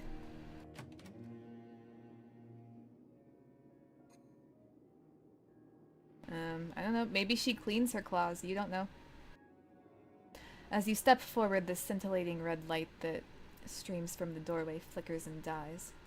There's a strange lurching sensation in your gut, but it clears almost instantly. The door swings open with a touch. That seems to have done it. Glory nods, then reaches into her satchel. Her hand comes back out, clutching a small jar. I'm going to put a smear of this on your forehead. It's sort of alchemical balm. Her voice goes quiet. Harrow taught me how to make it. Welcome back, hero. She unscrews the cap from the jar, revealing a pale white ointment. The surface glitters strangely in the dim light. If you ever wondered where my share of the take of our jobs has gone, this is the answer. Powder Door Halcom isn't cheap. Sure it isn't. Where did you even find a supplier? The talismonger, Algernon, hooked me up with the contact of his in the blah blah blah. Troll Kongrik Schwarzwald. His prices are high, but considering the rarity of the material, they're fair. Thankfully, I don't need that much of it to make the balm. She dips a metallic fingertip into the jar and begins to stir. The boundaries between the material world and the astral plane are weak here. This stuff acts sort of like a lens. It focuses your perceptions, makes the haze real. She applies a smear of the ointment to her forehead. It looks like a glob of glittering white paint. With this, we can deal with the spirit on its own level. Yeah, I'm sure that'll be a ton of fun. She dips her finger back into the balm and traces it down your forehead. The ointment feels cool and oily on your skin. Probably not, but it's what we're here for. Harrow's shrine, and the spirit trapped inside of it, are standing between us and what we're trying to do. So we deal with them, whether we want to or not. She finishes her bag a second time. She fishes in her bag a second time and pulls out a pair of silver necklaces. A rune-inscribed pendant dangles from each. This will protect your astral self from the spiritual possession. Don't take it off while you're dealing with the shrine, whatever you do. Got it. Glory puts on her own pendant. The necklace glitters slightly against her pale skin. I don't know what's going to happen when we step into that room, Pixel. We're playing with forces outside of our control. Are you ready to do this? Ready as I'll ever be. Let's go then. When we engage the spirit, Hera will come rushing back here, and then we'll kill it. He'll be crippled. Then we kill him.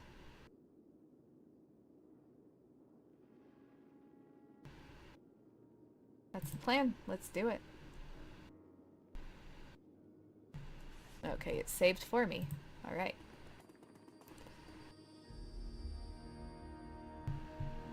Oh, like corn pops? Is that what you're talking about? When I read out load, is that pun intended, Jay?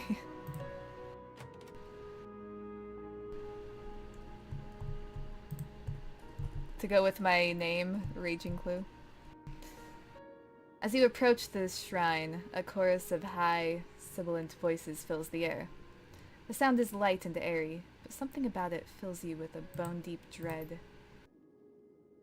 Welcome home, Glory. Glory's eyes go wide. She opens her mouth to speak, but no sound escapes her. Glory, what? Something slams into you, a wave of intangible force that turns your consciousness inside out, and sends shockwaves reverberating through your mind. The world lurches and everything goes black. It's not good. Thanks, guys. Slowly, you begin to stir. Murky, flickering impressions invade oily stillness of your unconscious mind. The sensations come in waves, washing up over you and jerking you back toward consciousness. You smell acrid smoke and burning meat. The roar of distant flames whispers in your ears.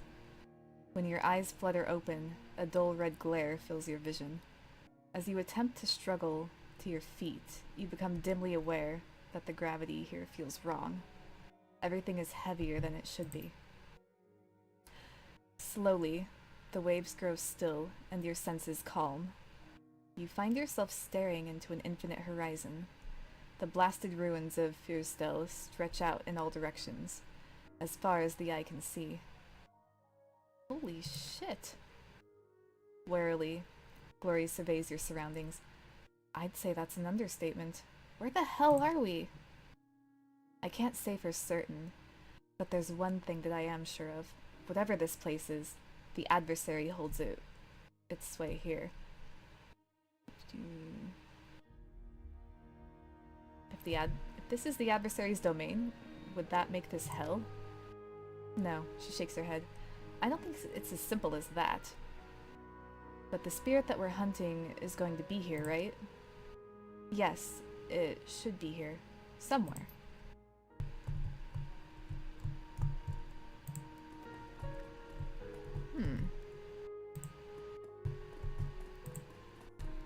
Actually, I'd better save.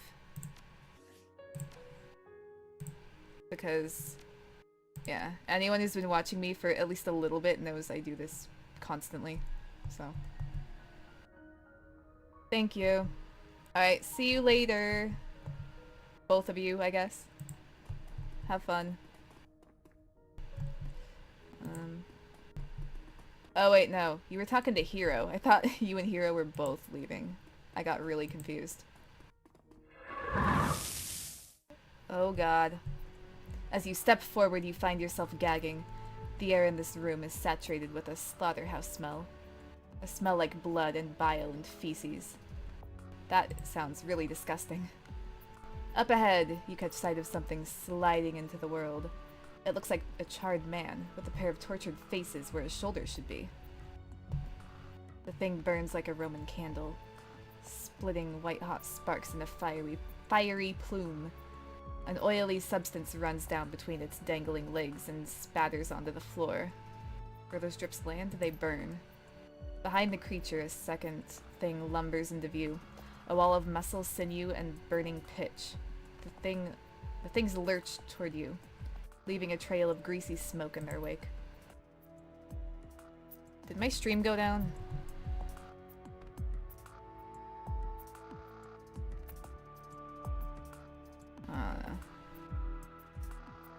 Looks okay. I think it's alright.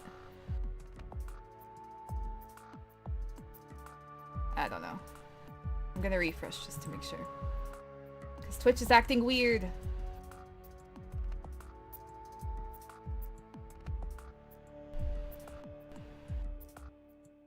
Motherfucker.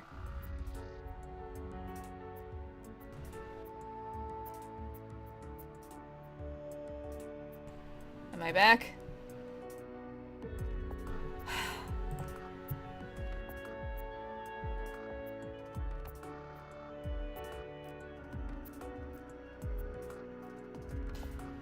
Sorry guys, that was weird. Okay. Now I'm going to kill things. What? Initiative? You dick! Oh my god. It's gonna kill me.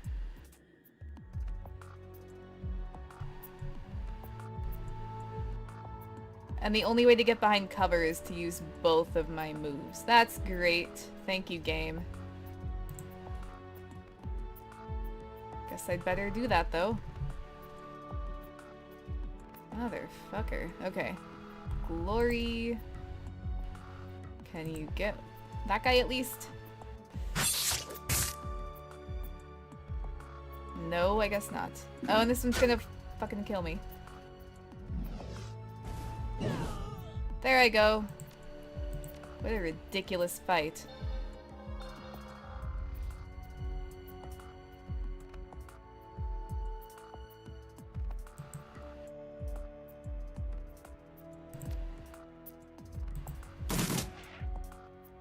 Oh my god. That did nothing.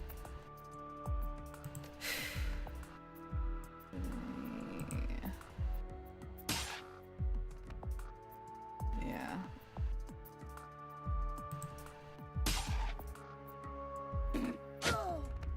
Oh my fucking god. And I'm asleep too, apparently. That's great.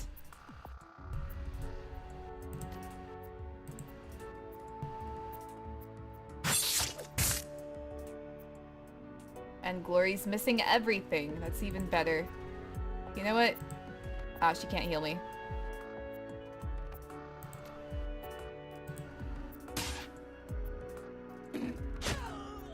Goodbye. Me.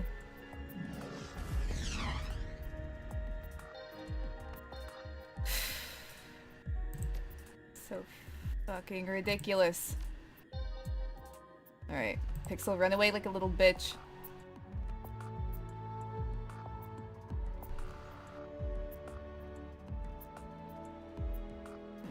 So I think...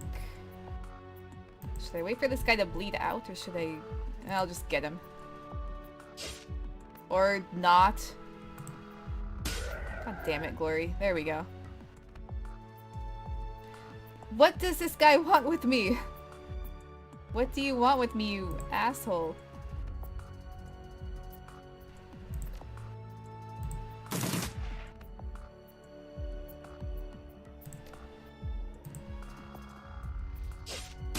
Hey Lion. How's it going?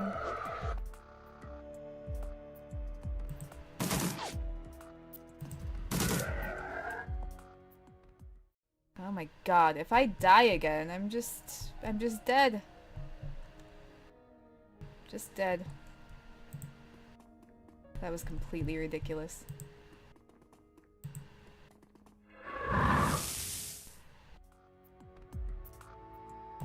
More. Yay.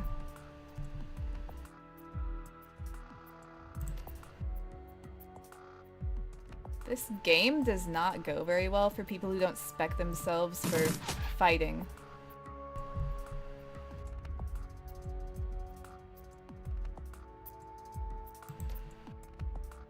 Yeah, I don't have enough AP to do anything with Glory right now.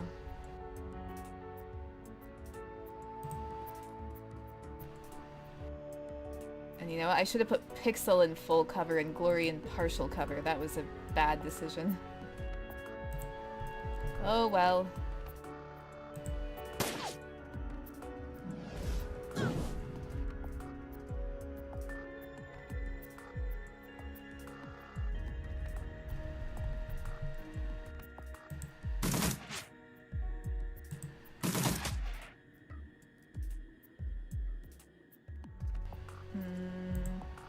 Can I get them now? Yes, I can.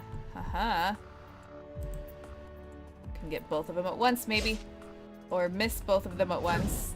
That'd be fun, too.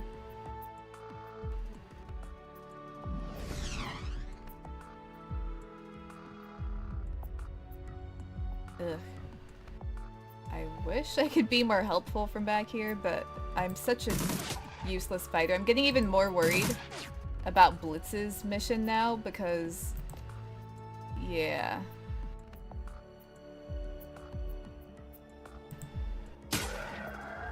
Haha. That's one dead. And she misses. It's great.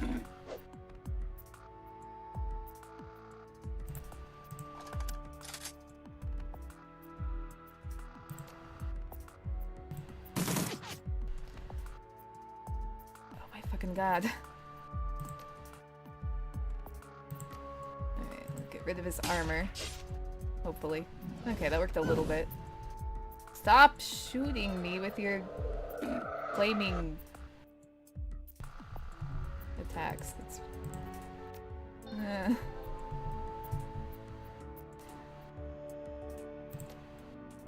This is gonna be even worse.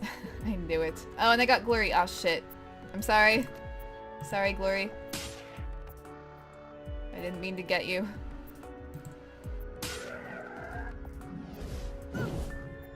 You fucker.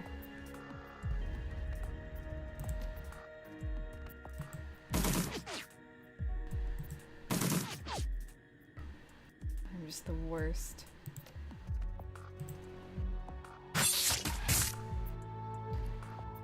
I might have to forego Blitz's personal mission. We'll see.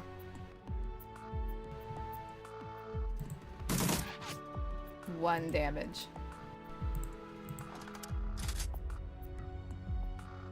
That's just silly.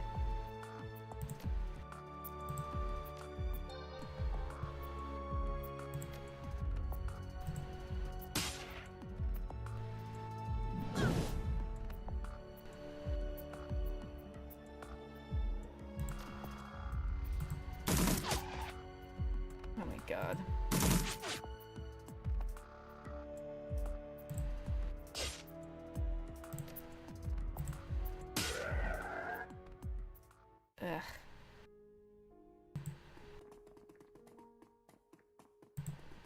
I'm gonna save, but it's gonna be a separate save because I don't know if I'll make it out of this.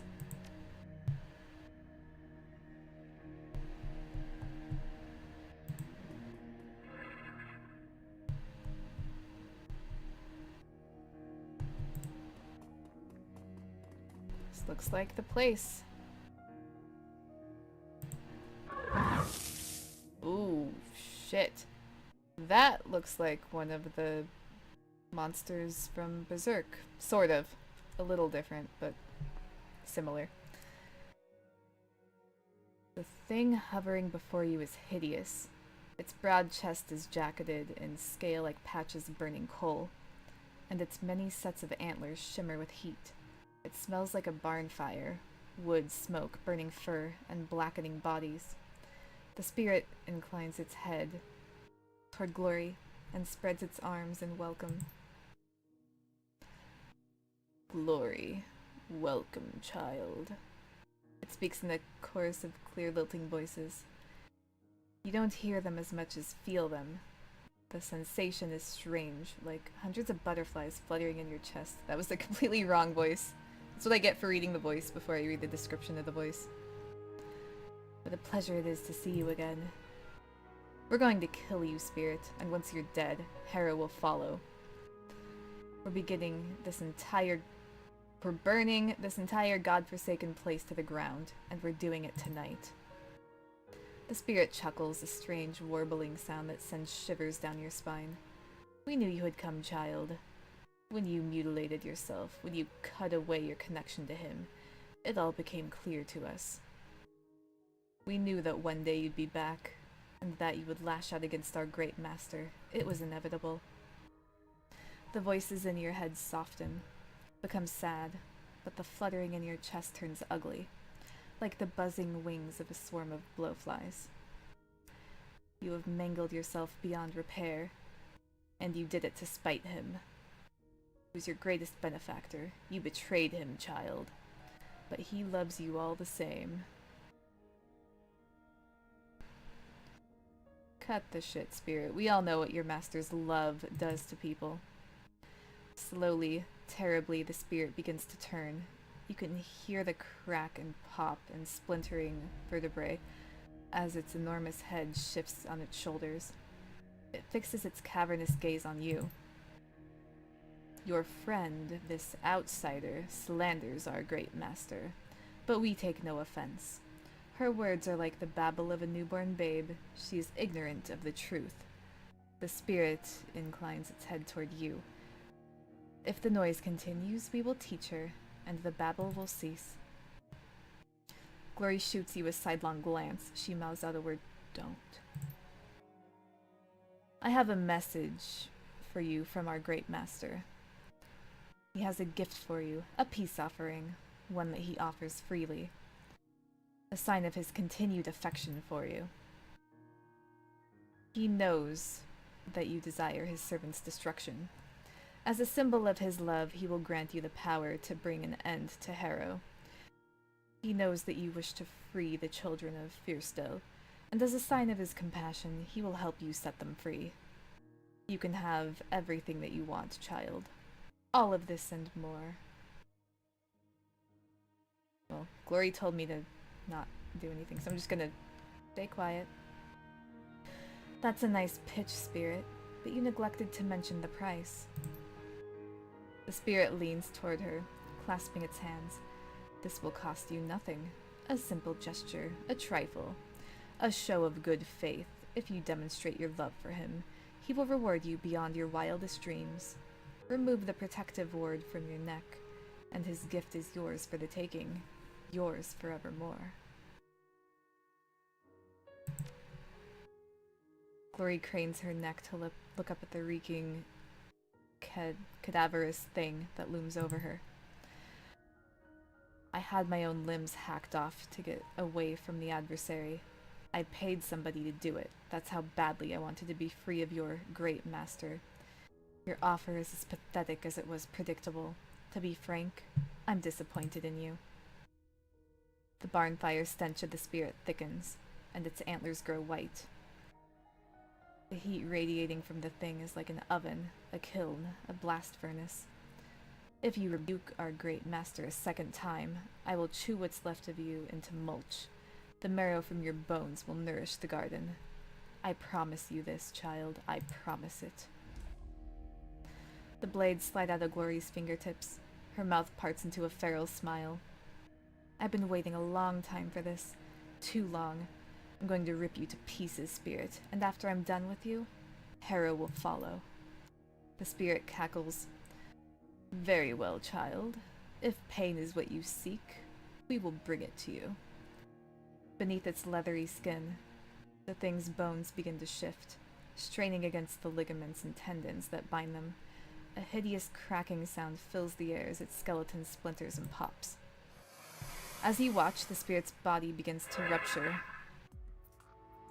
Great lesions open up on the creature's chest and back. Its rib cage cracks from some horrible internal pressure. The spirit's chest heaves and a foul liquid pours from the rips in its flesh. A flash of light stabs your eyes, and when your vision clears, you find 3 identical spirits floating before you. Of course I do. Death comes in many forms, child. The fluttering sensation in your chest grows into a rasping pain that steals your breath from your lungs. Feels like you're being eaten alive. Yours will be swift and brutal. Oh god. Where are they? Said there were 3. There's the 3rd. Alright, well, Glory, I'm just gonna... Oh, I can't... There's no cover? Fucking kidding me. There's nowhere that I can actually get away from them all.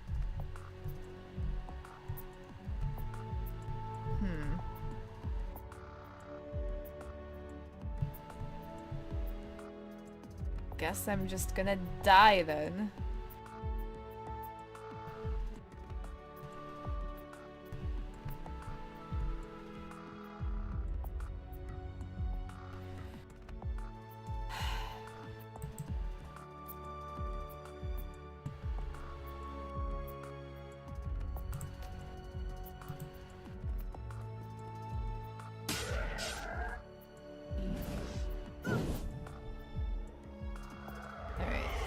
He's gone. He fucked up my armor. What a dick. A figure materializes out of the shadow. The form is wispy and insubstantial. A projection of a man, distorted by distance. His silhouette ripples like a flag on the wind. Through the haze, you can see his face. He is more beautiful than handsome, with sculpted features and an unnaturally youthful complexion. His expression is sad. Harrow. Glory. His voice is deep but faint and marred by echoes. It sounds as if he's shouting from the air. What the fuck did I read? Shouting from the far end of a long tunnel. You shouldn't have come here. I was content to let you live out your life in peace. You taught me to kill, monster. You trained me to like it. Seems only fitting that I share what I've learned with you. I don't want to kill you, Glory, and I won't unless you force my hand. The flickering silhouette spreads its arms wide. Ask for my protection, and I will usher you out of this place. You can leave here still in peace. If you ask me politely, I might even let your friend leave with you. You're going to die tonight, Harrow. I'm going to tear out your throat. As you did to poor Marta. The air all around him begins to pulse with scintillating bursts of color. His rippling, transparent form glows with heat from within. That was a terrible thing, Glory. You've brought this upon yourself. I guess I'll try to shoot him. I don't know what else to... Huh, that actually worked. Huh. Alright. But we have to destroy this stone first, or whatever. God, this is so... happening in such a weird order. She missed? My god. Ooh. That was scary.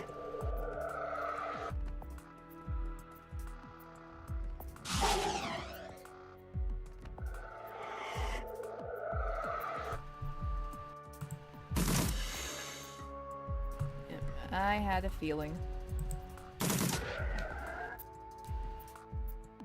Alright.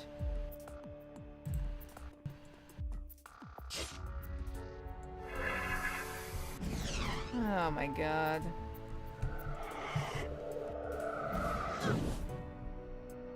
Maybe? Oh god, stop it! They're flanking me. Ooh, this looks like a nice spot for me. Alright.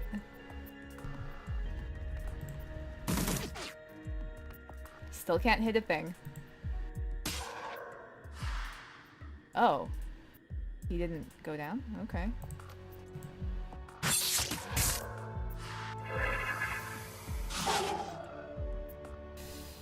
Oh god, this is... insanity.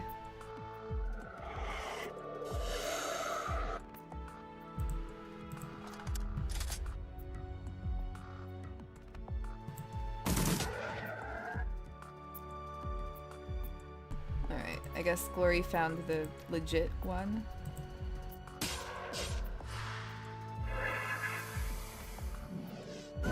Motherfucker. Alright, just need to keep attacking that one. And hopefully Pixel won't die. Oh god. Oh god, oh god. Let's see, what's my health like? Oh, we're both super low. Okay.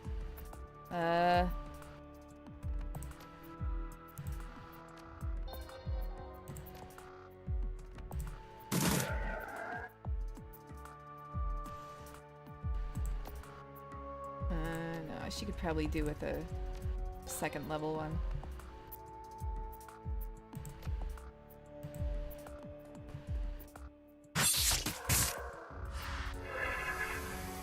Alright. Just keep focusing this guy, Glory. I'll take care of the duplicate assholes. They're not doing much damage to me anymore now that I'm behind cover. Oh yeah.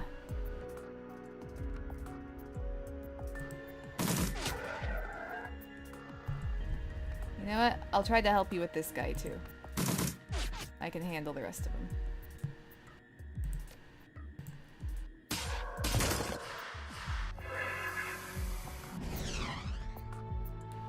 This is actually easier than the two enemies I fought at the beginning. Seems a bit silly. I mean, well, okay, maybe it's too soon to say that.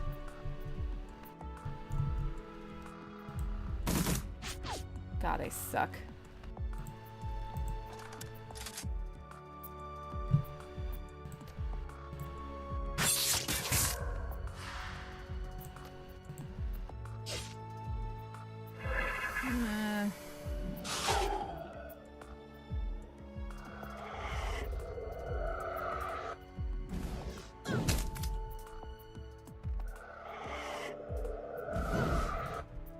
They just want me so badly.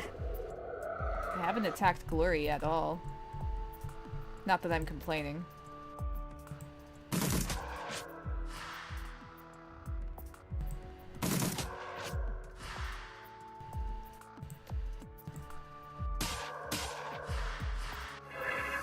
Are you dead? Holy shit. 19 damage. Reflect. Oh, deflect incoming damage. That scared me for a minute.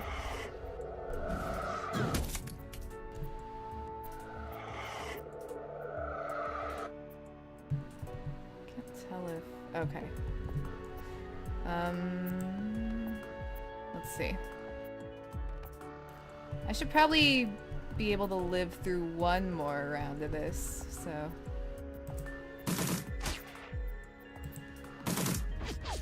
Like one of those hit him. I guess not. Let's see, what's your health like?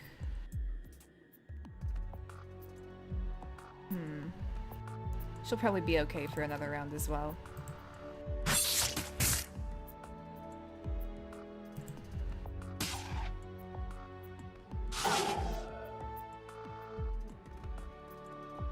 What is this guy doing?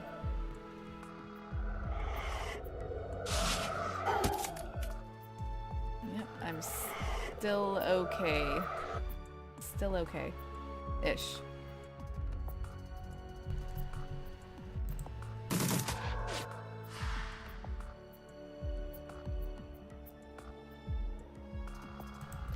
guess I'll heal. It was either heal or reload.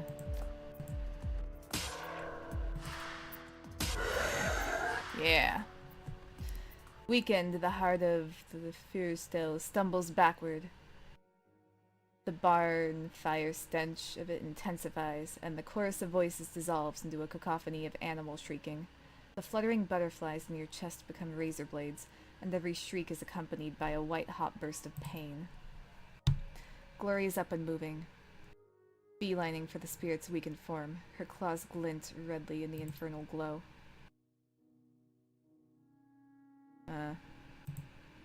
What?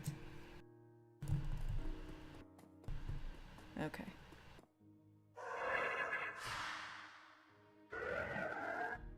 I thought it glitched for a minute. I was about to be pissed. Alright. The power released by the spirit's death explodes outward, slamming into you like a freight train and sending you reeling. Glory is buffeted backwards like a rag doll, but she manages to retain her footing. She turns to face you, the ichor from the spirit's chest wicking off of her razor-tipped fingers, and as you watch, her right hand bursts into flame. Harrow stumbles backward, clutching his head. The rippling motion of his outline has become ragged and violent. Through the haze, you can see rivulets of gore tracing either way down from his ears and nose. The whites of his eyes have gone pink with blood. He shrieks at Glory, and his voice comes out in a strangled croak. "You stupid bitch! What have you done?" Slowly, she turns to face the flickering projection. Flames continue to lick up from the chrome of her hand, and the metal glows like molten glass. When she speaks, her voice is strangely calm. What needed to be done? See you in the real world, Harrow. The projection of Harrow convulses and bursts. The scraps are consumed by shadow. The shadow dissipates and Harrow is gone. I hope the bastard burns. A wave of nausea washes over you, and your perception distorts. Feels like some great unseen power is turning you inside out. You catch sight of Glory, standing impassively smiling into the void, then everything goes black.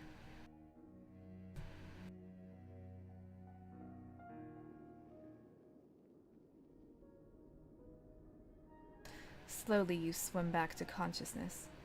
The mound of stone that was Harrow's shrine has shattered, and the aura of power that it emanated is gone. Struggling to your feet, you find Glory standing nearby.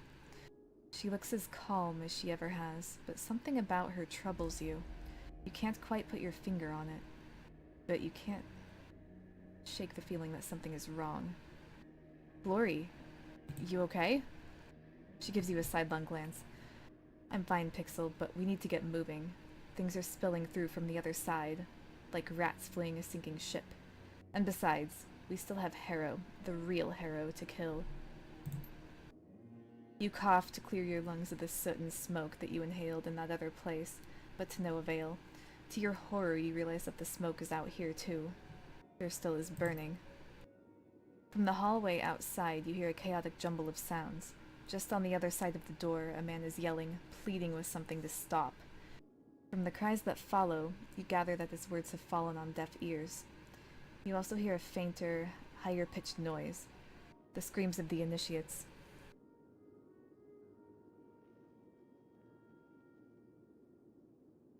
I can hear Harrow. He must be right outside. Let's go finish this. A curious expression flits across her face. Yes, let's. I've been waiting for this for a long time.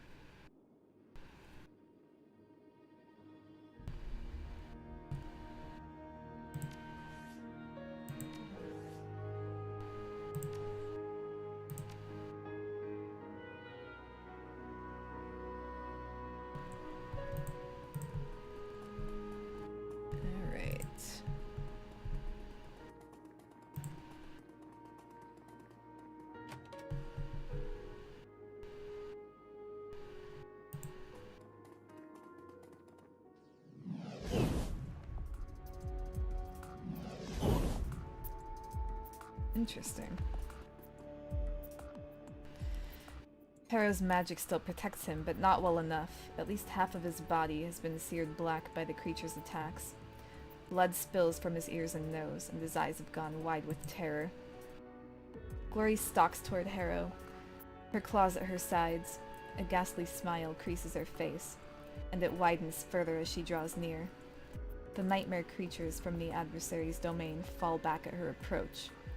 Impossibly, the fingers of her right hand begin to glow, just as they did in the adversary's domain. The metal goes from cherry red to yellow white in an instant, and the waves of heat wash over you. She looks down on Harrow's huddled form and raises her right arm. Glowing razors erupt from her incandescent fingertips. He looks up at her, his mouth agape. Hello, lover. Where Glory's burning claw makes contact, Harrow's flesh bubbles and bursts. She rakes his chest, then plunges a pair of razor-tipped fingers into his eyes. His final screams are inhuman, like something out of a nightmare. Glory shakes her hand free. His seared body tumbles to the floor. It's over. She smiles at you, lit from beneath by the red glow of that claw. Her mouth looks like it's full of blood. It's finished.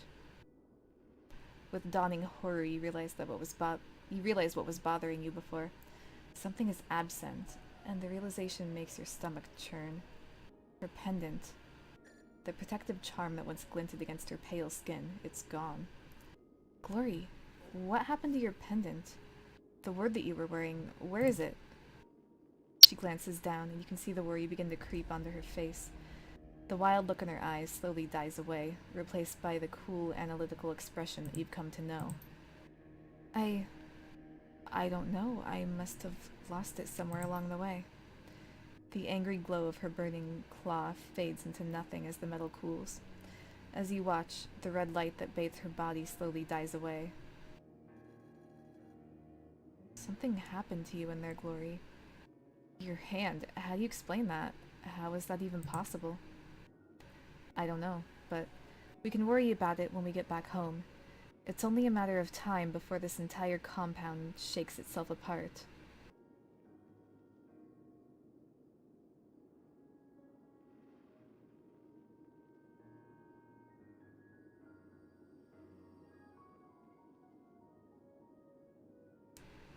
Let's get out of here.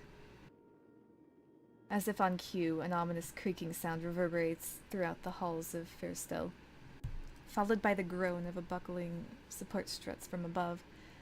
Other stranger noises can be heard farther in the distance, panic screams and faint cries for help, intermingled with the bellowing roars of escaped spirits.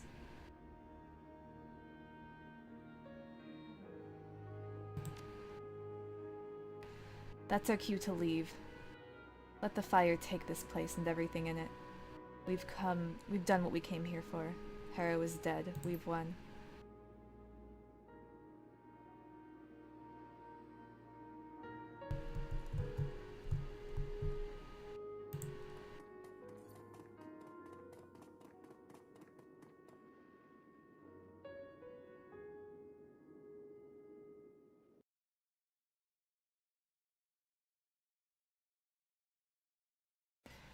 You thread your way through the trees of the Schonbuch forest, tracing your way back to the thicket where you and Glory hid the van.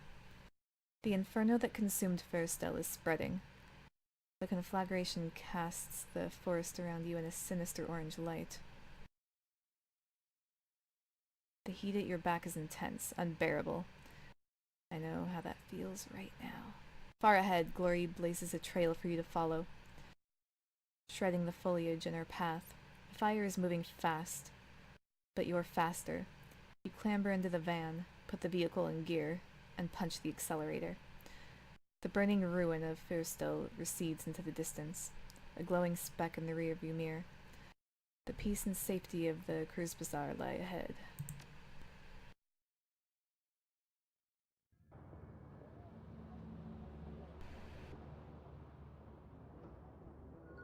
Bit of an unsettling end. I only got 2 karma for that? What?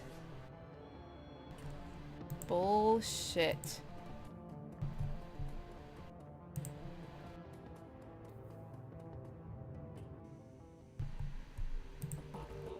Bullshit, Shadowrun. I deserve better for that. Oh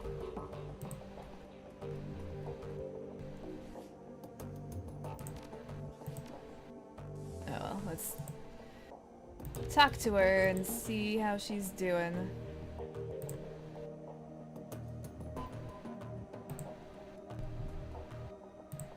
That was a bit unsettling at the end. Glory stands, an introspective look on her face. At the sound of your approach, she turns to face you. She nods at you. Thank you for your help at the Fyrstel. I couldn't have done it without you. Speaking of which, I've been meaning to talk with you about that. After the things we saw in there, I'm not surprised. Go ahead, Pixel. I'm listening.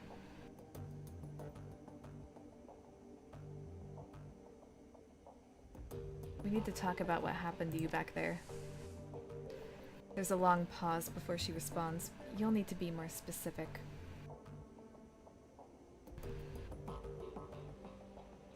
When you killed Harrow, your hand was on fire. Call me crazy, but I don't think it was supposed to do that. Ah, that. Well, clearly something happened when I plunged my claw into the heart of Fyrstel. But as to what that something was, she shrugs. Your guess is as good as mine.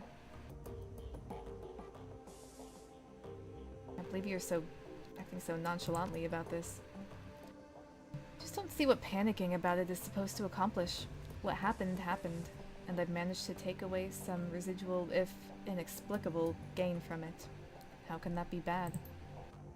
Don't bother answering that. It was a rhetorical question. And I can see you won't be satisfied until I offer some sort of real answer. She steeples his fingers, musing. Okay. That is weird. Anyway, suppose it's possible that when the spirit died, some portion of its essence was trapped in the hand that I used to kill it. How could that happen? We were in a place with different rules, remember? I'm already too far out of my comfort zone to offer you any real answers. She shrugs. Maybe it reacted to the orichalcum in the balm that I was wearing. I don't know. Anyway, the important thing is that some portion of the spirit, let's call it residue, got smeared onto my hand in the adversary's domain, and somehow, back in the real world, that residue has imparted me with magic. Whatever the reason, however it's happening, I can't help but look upon this as a good thing. Well, it's helpful, sure, but helpful and good aren't always the same thing. Call it what you will. Whatever this is, it's a part of me now. Let's change the subject. Is there something else you wanted to talk to me about? So, we killed a Harrow, but we didn't manage to save any of the cultists. Not a single one of them. We didn't even try. I wish we could have saved everybody, but we made a decision to kill Harrow, no matter the cost. I won't second guess that decision now. Fair enough. She nods and her expression softens. For what it's worth, we did save a lot of people back there. Harrow is dead, and Fyrstel is gone. Nobody will ever be corrupted by that place again. For that, you should be proud. You looked distraught when Marta died. How are you holding up? Her expression clouds. As well as can be expected. My feelings on this are complicated. Complicated? I killed the first person I ever loved. Whatever else Marta might have been, she'll always be that. She pauses for a moment. Am I ultimately sorry that she's dead? Yes, but I'm not sure what the alternative would be.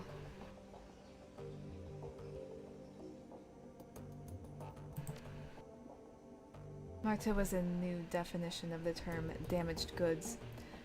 I can't even imagine the amount of psychological trauma she'd be carrying if she were still alive today. It'd take her years to recover. And in that time, she'd still be dangerous. All in all, it's probably better that things turned out the way they did.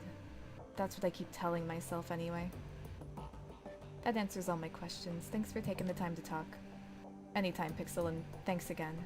I mean that. You got a job to prepare for. I don't have any more time to talk. Hit me up after the run if you'd like, but for now, I need some space. Fair enough. Oh. Let's see if Iger has anything to say.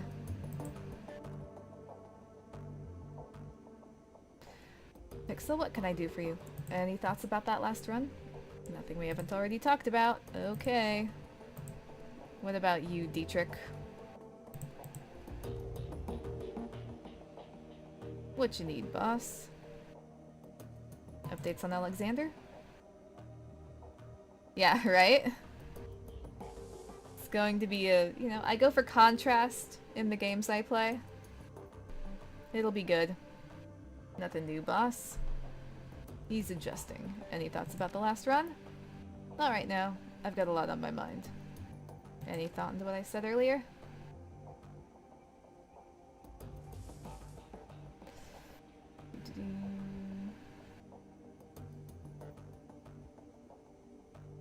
Should I actually encourage him to do this? I don't know.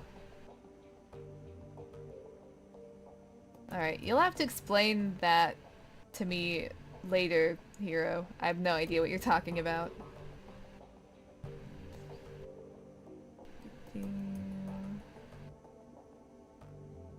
What you've told me about the Dragon Slayer. I don't know if he'd like the way you're talking, since when does he ever encourage you to back down from a fight? Got a point there, boss. He wouldn't want me to back down, ever. Not even from him. Okay, so I'm gonna do this. I'll ask the Dragon Slayer about shifting priorities, I guess you'd say. Taking on some deserving organization, and calling off the hunt for something more impressive than the Firewing. Of course, a fight like that would never really end. I'm never gonna bring down a corp or a Paula Club all on my lonesome. He shrugs. But maybe that's not a bad thing. I take a lot of guesswork out of life. I don't know, boss. If you have any thoughts about this, I'd love to hear him.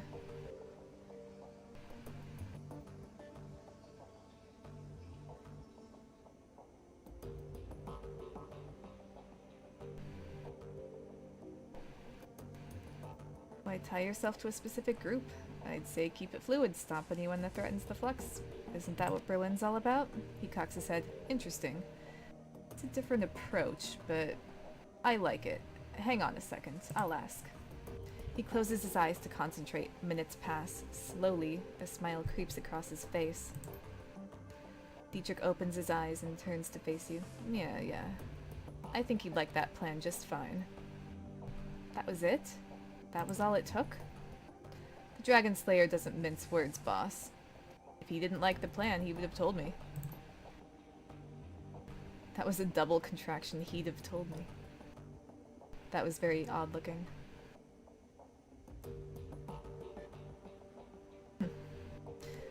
Dietrich's grin widens. He looks more at ease than you've ever seen him. Well, boss, I've got myself a plan. And a new target to boot. That's assuming, of course, that any of us make it through our current predicament alive. You know, Dietrich, now that you've got a handle on your connection with the Dragon Slayer, you could probably reach out to your old community again. Berlin's punks could benefit from your experience. He nods. Yeah, boss. I was thinking the same thing. Maybe I could give back a bit, and fix some of the damage I caused in my misspent youth. After we're finished dealing with the crisis in front of us, that is. It's a good thought. Anyway, I'll keep it in mind. Right. Gotta say hi to the puppy.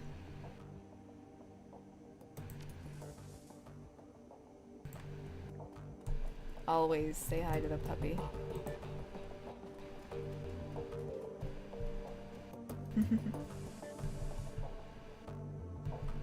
Oh yeah. See, I say double contractions all the time. Like he'd of or I'd of or, you know, we'd of, whatever, but like, to see it written out, it looks very odd.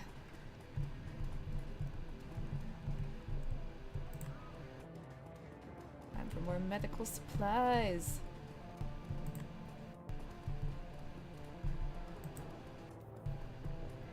Oh, and you know what else I'm gonna do while I'm out here?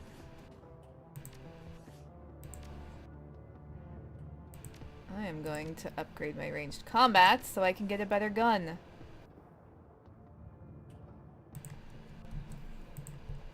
Because I'm gonna need it.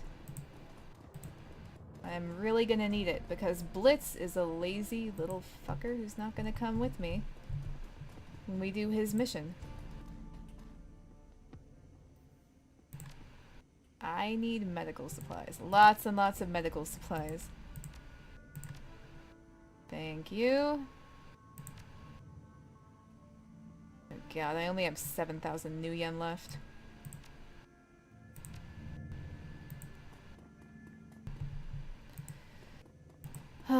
I hope my gun is cheaper than that.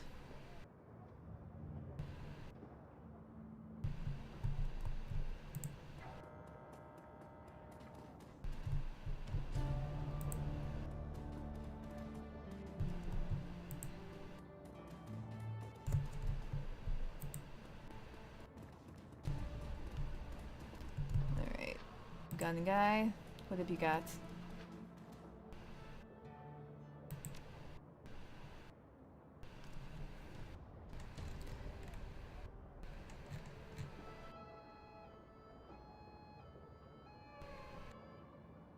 Alright, here are the SMGs.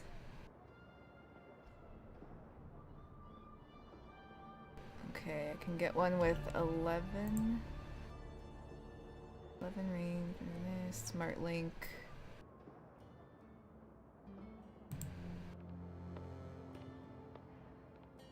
Yeah, I think that's what I need.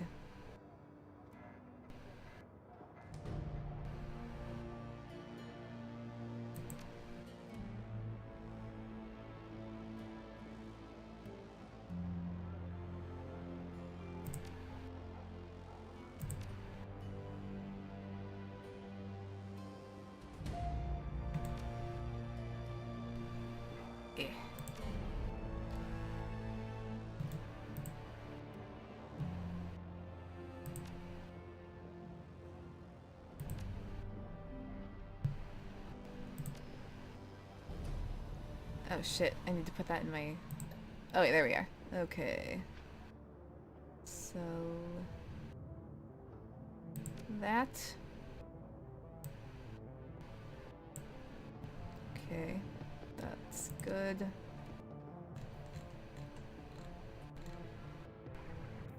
Maybe I should get a shotgun, too.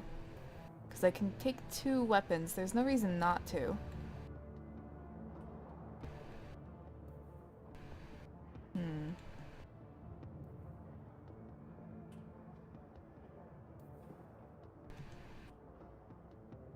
Shitty SMGs.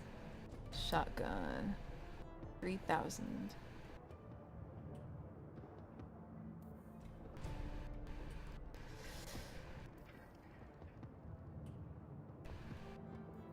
Yeah, I'd better.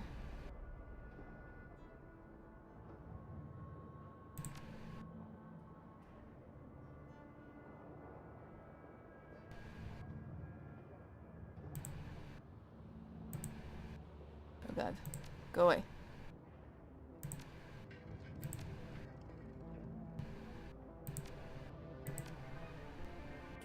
Alright.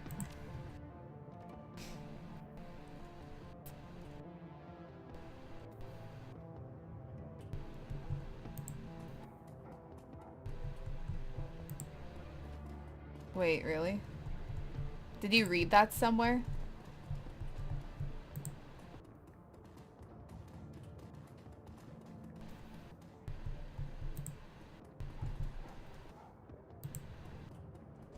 Because that would suck.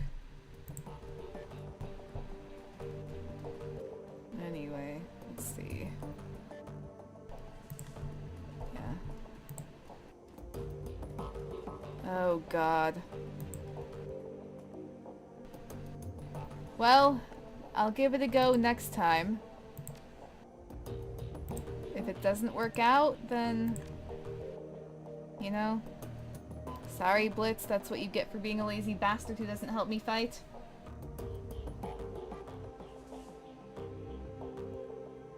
Okay. I think I'm on normal right now. What are my settings? Oh. Oh, I can change that from the main menu. Okay. Well, if it's super impossible, I'll do that. But, yeah, I'll give it a try next time I play. But I think I'm gonna call it here for now. Got Glory's mission done. And then I'll attempt blitzes next time. If it doesn't work out, then we'll just go meet Alice. So, yeah. Thanks for watching, and I will see everyone next time. Bye.